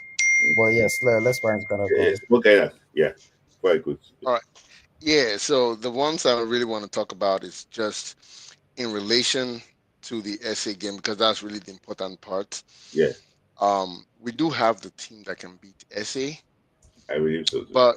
but when I watch, but we have to pick our team right. But now we played at a very slow level because I got to watch the Norway game, I got to watch the Senegal game, and I got to watch the Morocco game. Senegal were poor in the first half. Well, they benched most of their top stars. Mm-hmm. But when their main players started entering, I started comparing it to what our guys have played. Like you could see, it almost became like Ireland was playing against France. Like the level was so different, and you could see the ball moving very fast. The moment Ismail Assar, the boy that was in Villarreal, that's killing it for them, and they won in Monaco. The moment they entered, it just changed the whole dynamic of the game. And then I watched Morocco and Tunisia, and I almost got scared. Like we're about to play this Tunisia. Tunisia lost, but they were so technical, and I'm like, can do we have the ability to, like, we have the players, do we have the team to play at this high level? And that's my fear because South Africa just only needs a point. We have a Moses Simon that cannot even remove any defender if you have to break a low block. He will never do that. So, but NFF, they're very pressed on inviting Simon, Ekong, and these old legs to the team. So I think our invite will actually determine how we want to win that game. and then actually what Chell picks up on that day. But now when it comes to Boniface, I think Boniface should give the SC a break, even if he's invited. Just give it a break a little bit, because I think he had some bad luck, because he was on the field for almost 50 or 60 something minutes. The Russian goalie didn't even give a gift. But the moment Tolu entered, a gift just came from nowhere. And So, anybody was scared. Sport guy, let me ask you this question. I know that Ima Tunes, I don't know if he's still here now. He said something similar, that it was like a gift. But no, it's not really like a gift. It's Tolu. Yeah, Tolu's pressing forced the gift. You get what I'm saying? Tolu's pressing forced the gift, but it's not like Tolu was really pressing the goalie. If you notice, Tolu was about to run to the right, but it was like a deceiving run. He did like he was running to the right and moved to the left, and the goalie thought he was going to the right and wanted to give it to the guy in the center, but it was already too late. So yes, there was some element of pressing, but there was also some element of luck. You get what I'm saying? So you have to bring that deceit for the goalkeeper to make that error. Do you know that there are a couple of occasions that during these two friendly games we played in London, which I saw that trap that Eric Scher sets when the goalkeeper actually would have the ball, especially if the goalkeeper is still really good. The one for Ghana made that mistake too. For Ghana, and for Ghana. Not for against Jamaica. I didn't spot the one against Jamaica. I think twice or Jamaica didn't make that error. But the Ghana one was almost looking like the goalkeeper doesn't even know how to use his foot. He had a player right there, and he just passed to the Ghanaian Premier League. So for me, I just think that see, I can tell you, yes, already has this game project in his head. His player not to get injured. He knows exactly how he wants to execute South Africa. See, the issue is for me. I don't think South Africa will be a problem. Let me ask you. I know you're a very big fan of Shell. I like Shell. But I'm not really like this 4-4-2. I was like, okay, let's see what's going. But we've played it 5 games now and we've drawn 4. Like we are not very smooth and we've drawn 4. Like we've only beaten Rwanda. We drew Zimbabwe, we beat Ghana. Yeah, my bad. We've won 2 and drawn 3. Yeah. But it's almost looking like we struggle a lot with it. It's almost looking like when last the Super Eagles come on and 3 goals in a game. See, the issue is this: we need to take our opportunities. You cannot play. See, if you there was one interview that Ulysses had with one podcast, I think with Elegbete, said that if you decide to play Rwanda with high intensity for 60 minutes, they should drop 4. Be clinical. Yes, 60 minutes. Like, let them out. That other 30 minutes, relax. If you see the opportunity we miss against Zimbabwe, we should be 5 or 4-0 up in the first half. We should not be scored in the second half. I agree. So the issue is that we need to be clinical, and the opportunity is falling to the wrong people. To the wrong people. So if we can be clinical with the opportunities we have, we'll be winning games easily. It's not, when you are not clinical, you will pay for it. You will pay for it. Yeah. There are some games that we drew that were not meant to draw. For example, now the 3 goals we conceded came from Ismail Sadiq throughout the Elite Cup. So we know that he has to play. Yeah. So there's a lot of things that what happened. So it's not as if I'm backing him, but I can see what he's trying to do. This is the first time I can see a coach that is trying to do something clearly, after Pasero. No, I've seen Eguavon. See, Eguavon is for you. I've seen Eguavon. Yeah, for sure. So his miles above the other coaches. Like, take no thing from him. His miles above the other coaches. But okay, let's say even the 4-4-2 is working. Our players press too much. By 60, 70th minute, we are very tired. But his bench usually doesn't match the way we should be playing, because he's supposed to make those 5 substitutions with the way we play. Like, he's supposed to rejig the whole midfield for fresh guys to come and continue the same thing, and also the wingers. Maybe he can leave the attackers and the defense. But with the way he plays, his midfielders, like those guys wide, middle, all those in DD, by 60 minutes they're done. Like their legs are gone and everything. For me, I think based on what Onyeka did today and what Onyeka did today, I think it can, if we can lead like 2-0, 3-0 at 60 minutes against Rwanda in Uyo, it can withdraw those guys for South Africa. You know, because the South Africa game is 5 days after. What really affected us was that we did play 180 minutes in 5 days. It's not meant to be like that. I don't play 180 minutes again. Ekong play 180 minutes. So there's some players you remove after 60. If we are comfortable, you remove them after 60. That's why I say those 4 staff try and close the game. The game project against Rwanda in Kigali was perfect. He wanted to avoid mistake. First game, avoid mistake and be clinical. And he does. So I saw Rwanda play against Algeria. When I saw that game, I watched the game, majority of the game now. I knew exactly what they're coming to do. Rwanda didn't even press Algeria for almost 80 minutes. It's like it's like they didn't even know how to attack. But come September, they will know how to attack against us. So for me, I wish him the very best of luck. I know that he's coming with a very big lesson from this. There's no going to be new players again. I don't think there's going to be new players again. But just to pitch something real quick, you know, he needs to solve the Ekong dilemma. If he's not going to use a 3-back line, Ekong should not be starting. Because Ekong, like the way we want to pass, and I said this in IoT's program right after the game, the way we want to play, you know, we were very like the best game we really played on that share was against Jamaica, and big key was because of Benjamin, and sad to say it because he's just that little kid.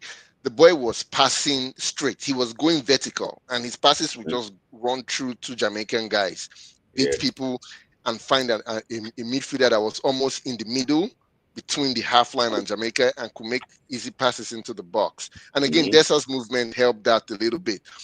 But if you have someone that always must go like this to Bruno Yemachi or Simon every time, or if he has to pass, he must find Bright Osai, or the closest pass he can make is just to Onyeka in the middle. He cannot maybe trade a pass to maybe find an attacker that is retreating back, especially as Boniface was retreating, then that's a big problem. Like, that's a liability. Like, defending is good to defend, but it's also good to know how to use the ball and start the attack from the back. But Ekong, you know, he's a big problem in how we play. A big problem. I hope he improves. Thank you, Ghana, for your contribution. Let me just say, I don't overshoot. So, no worries. Bye, guys. Thank you. So, Mr. Patrick, please, in 2 minutes. I don't know. I'm sorry about that. In 2 minutes, let me just hear from you. So, which area is it the match or is it Osimhen? What's area? Overall contribution on the game. Overall. I think I was impressed with Elichel management of the game. You know, before, you know, when because I noticed in the match, the first 20 or 30 minutes of the match, the Russians didn't want to come out.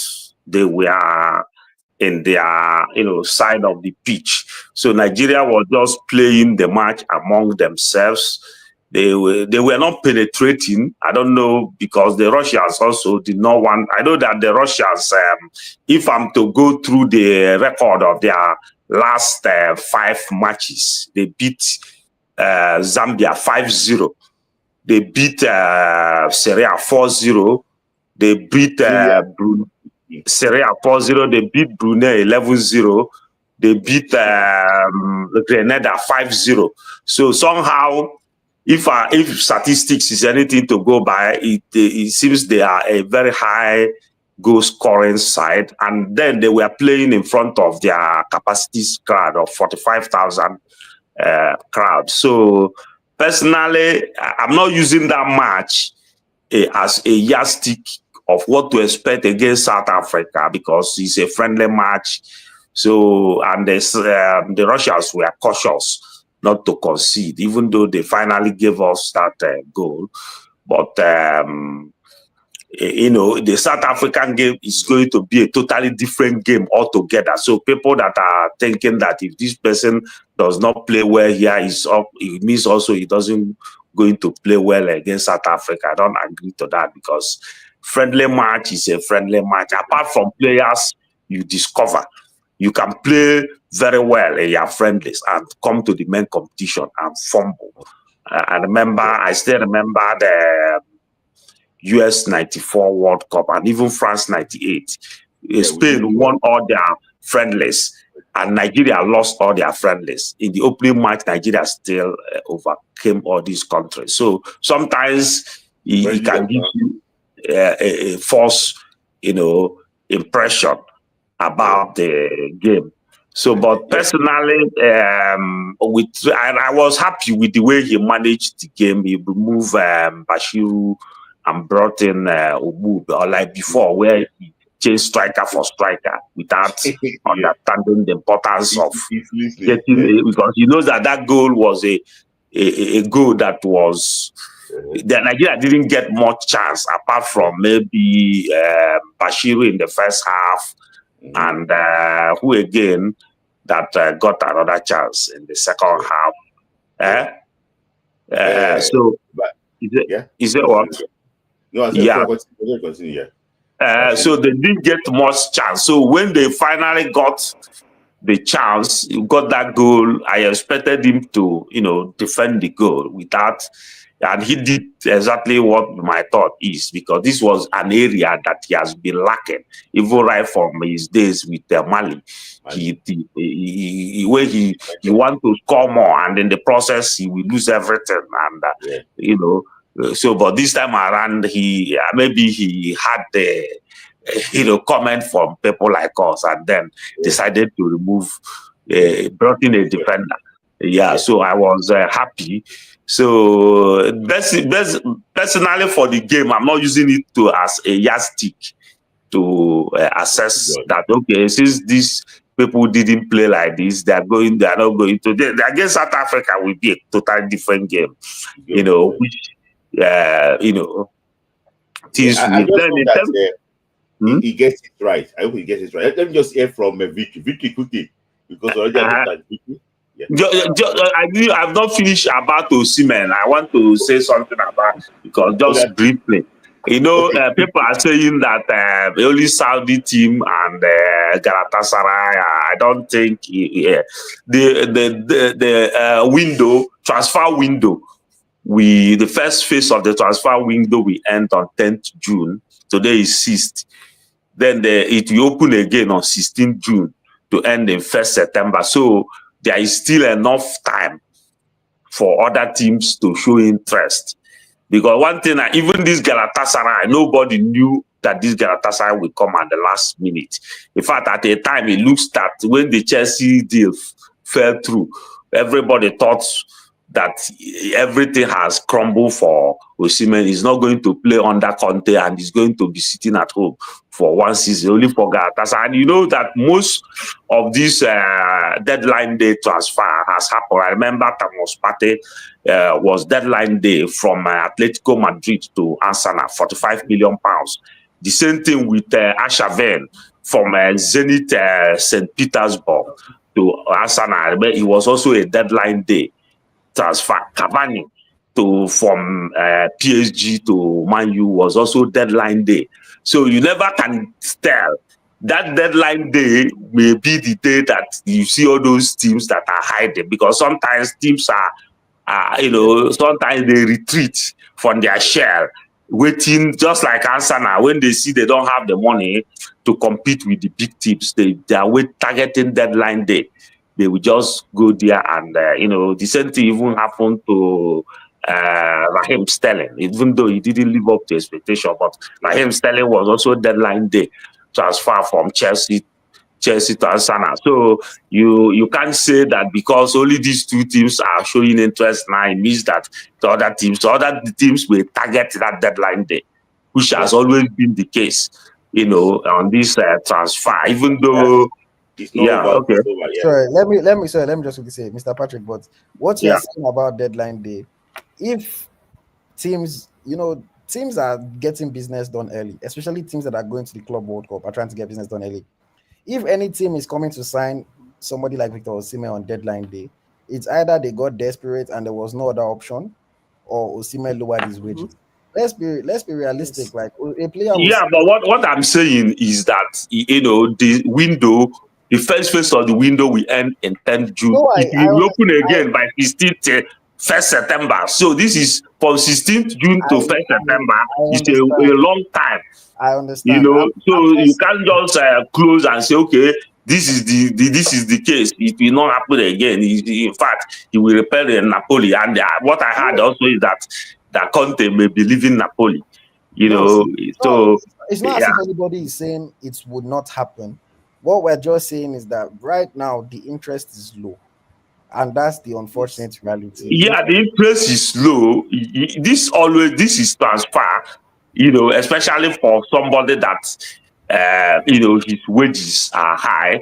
Yeah, although I know they have lowered the transfer fee, but it's just his wages, but they can still find a way. Maybe if they can still strike a balance in terms of the transfer. I don't really subscribe to what people are saying. Okay, until that day, that last day, I see that there is nothing. Then I can tell you that the whole thing is closed. But as far as I'm concerned, between now and the 10th and 16th to 1st September, anything can still happen. Still, yeah. Let me hear from Victory. Yeah. Thank you, Victory, for all right. So, yeah. Good evening, IoT. Good evening, Smilai. It's you. nice to join your show, Smilai. Quickly, I wanted to just talk about the match. I tried joining IoT's Eagles tracker after the match review, but I was having issues with network. The thing is, I just like this kind of matches, the Jamaica match, the Ghana match, and this particular Russian match. Now, we could barely sleep. I joined IoT's halftime preview, and people were on the comment section trying to lambaste Boniface, and IoT was also trying to, how will I put the word? I don't want to use the word defend, but it was trying to tell them that you cannot just come out on somebody without solid claim, judging by football standard or football perspective. But to be frank, I will not lie to you. Boniface is not giving us the benefit of doubt. Sincerely. It's like if, how will I put the word in there's this adage in our town. You are trying to defend a particular child, and the child is trying to push you out and tell you that please don't defend me, or everything you are saying about me is true. So it's not giving us something we can hold to defend him, to start, okay, let's say that this is because I checked the pass. Why will you chest the ball that far? Like, okay, let me say that, okay, the cross was like, came through like a shot, but as a striker, you should always be prepared. And sometimes his positioning was wrong. I could tell, I said that last time, the match against Jamaica. I said it on the comment section. I said, if na Boniface, he go lose that ball that ball that came to Deserts. Boniface will have staggered with the ball. It's not because I hate him. It's something we have seen him done in the Super Eagles over time. It's like the version of Boniface in Bayer Leverkusen is different from the one in Super Eagles. I don't know if it's distraction. I don't want to judge it by the fact that he's a social person. Lamine Yamal is a social person. We see him rant every day. I'm a Barcelona fan. We see him rant every day. He talks on social media. He's very bold. You see him in the press conference in talks, but he shows his on it. You see him talk and he shows his words. Like, this guy is good. You see his movement. Simon was an embarrassment for me today. Like, when Simon was so embarrassing today, I could not build that it was Simon that was playing that kind of football. You could not beat your man 1v1. You could not beat a single man. It was also so appalling. Like, it was so disgraceful. Like, at the point I was now wishing that, why Chico is not going to do this game? Because it was like, see, if the legs are becoming so rusty and old. See, let Eric Shell just understand this thing. If he's going for a serious game, he should not do, I don't want to use the word favoritism, but it should not be sentimental. They should not use this, now we don't do the Super Eagles before you. Like, this kind of senior boys mentality. Like if I'm to give a lineup for Super Eagles next match, Ekong will sit on the bench. I'm sorry to say, Ekong will have to sit on the bench. He has to sit on the bench. He has to come. I don't mind putting Frederick. I don't mind putting Frederick. I don't mind. He's sounding funny because he's just it's with lions. Sometimes you say we cannot use it against. I like him. Yes. No. I'm just saying that the energy he brought to the game against Jamaica. Come on, we could see. We all know Ekong is, I don't use the word old, but Ekong is actually victory. This is like saying the energy that I brought to my game that I played on Thursday. You are comparing different levels and saying, "No, somebody brought energy." Okay, go on. No. I wish you could understand me here. Okay, yes, I know. Why do you think Eric Sher brought in Ogbu instead of Fredericks? Yes, I would say because of experience. I feel it's because of experience because you see that yes, it's a known fact. It's a known fact. But sometimes you need experience needs to be mixed with strength. Like you need experience to meet with this young talent. Lamine Yamal is a good example. People need to mentioning Yamal when they are talking about Benjamin Frederick now. We are talking about the best talent.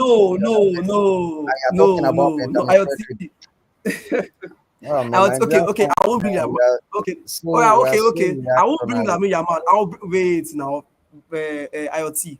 I won't bring Lamine Yamal. Our body that is playing that same position of that age. I'll bring Paul Kobasi. Paul Kobasi is a young player. And he's three times the defender that Frederick is. Why? Because you see him play in Barcelona and Frederick is playing for a lower team. No, now you can't come. You can't just say like Frederick is playing youth football.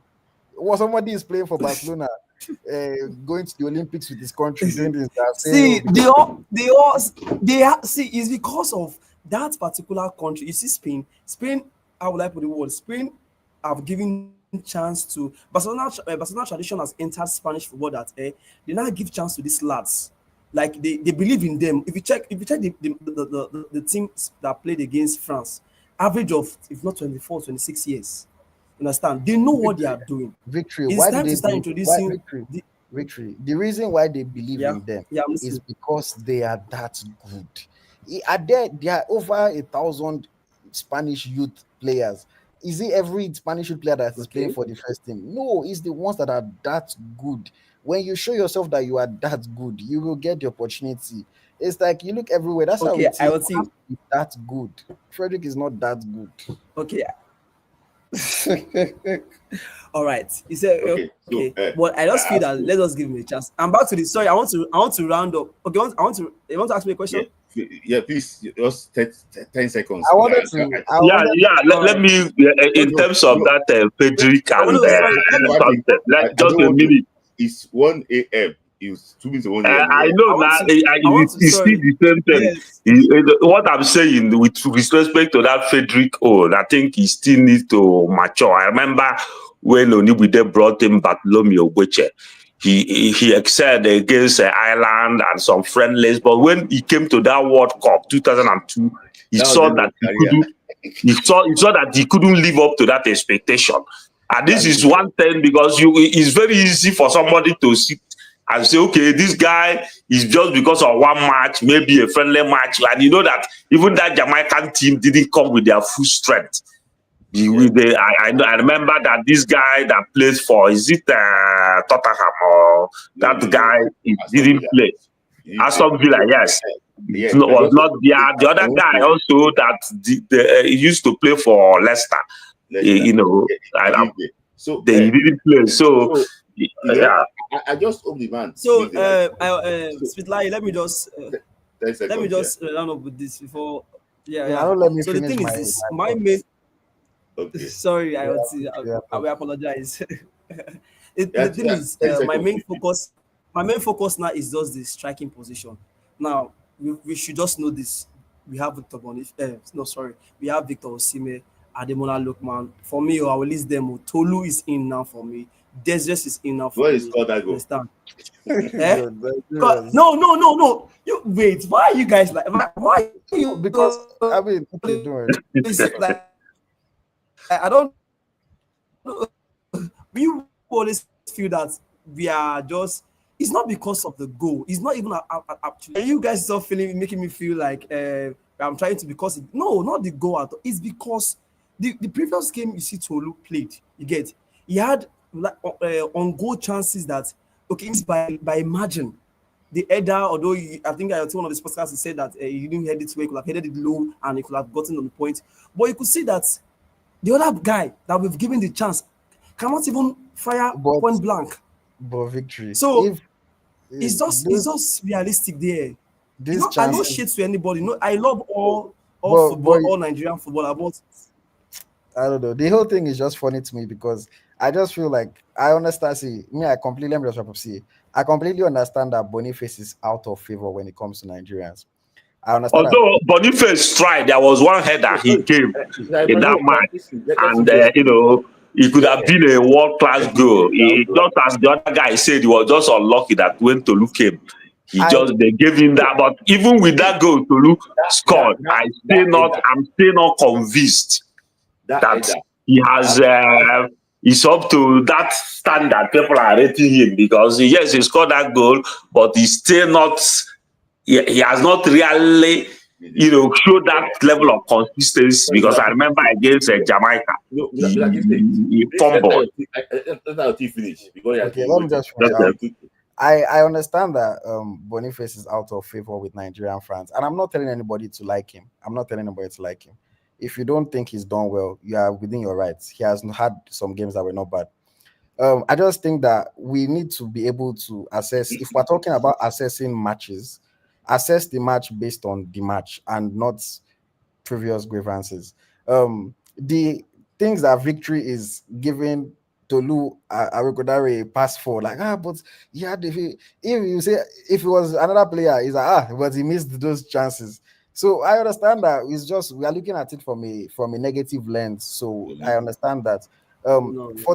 For today's game, people will say, oh, Tolu, like the only thing that Tolu did today was he scored.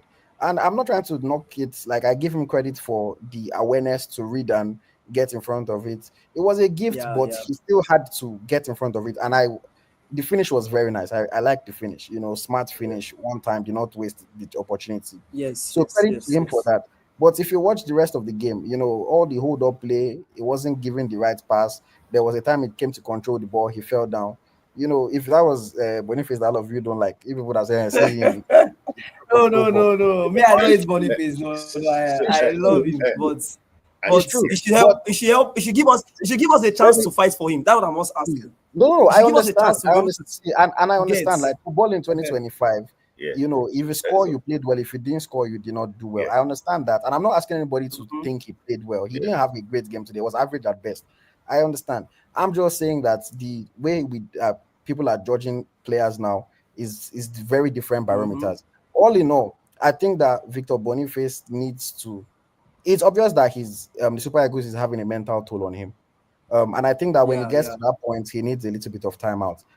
Obviously he's not retiring from the national team. Obviously, but the fact that immediately after the game, that's what he came to post. It just tells you that he knew that I've not scored again today.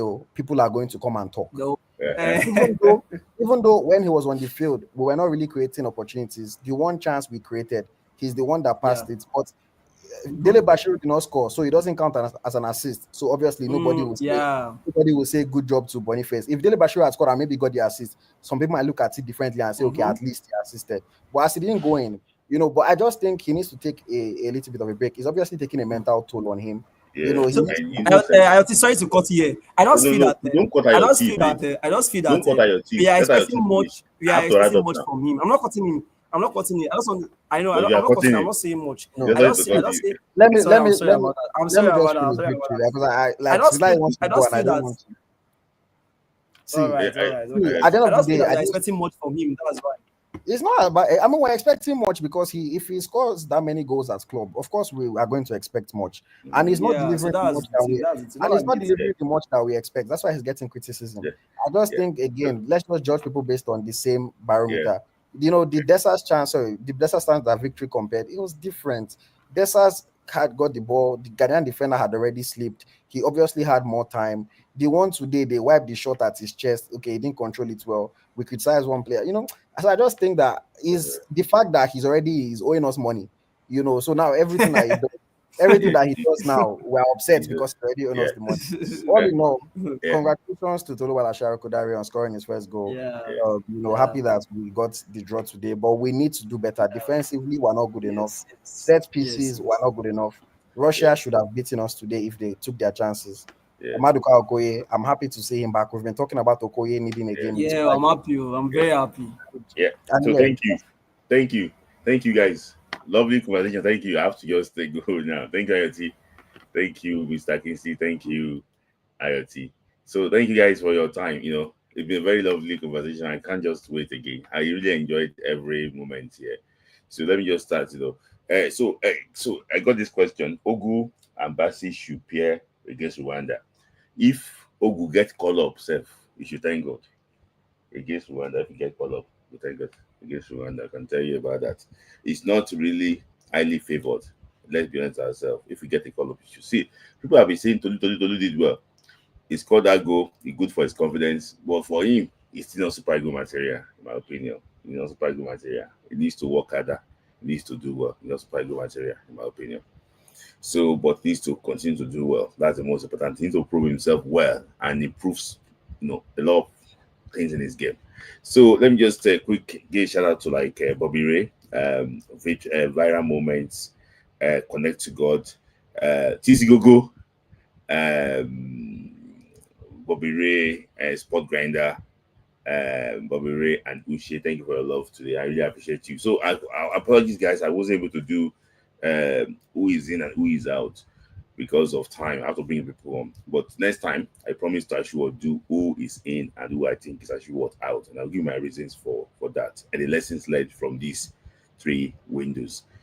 Thank you guys for your love. I like your engagement and everything. Thank you to those that actually contributed to the program today. I'll see you again next Friday. Thank you guys for joining. Please love your neighbor. Thank you.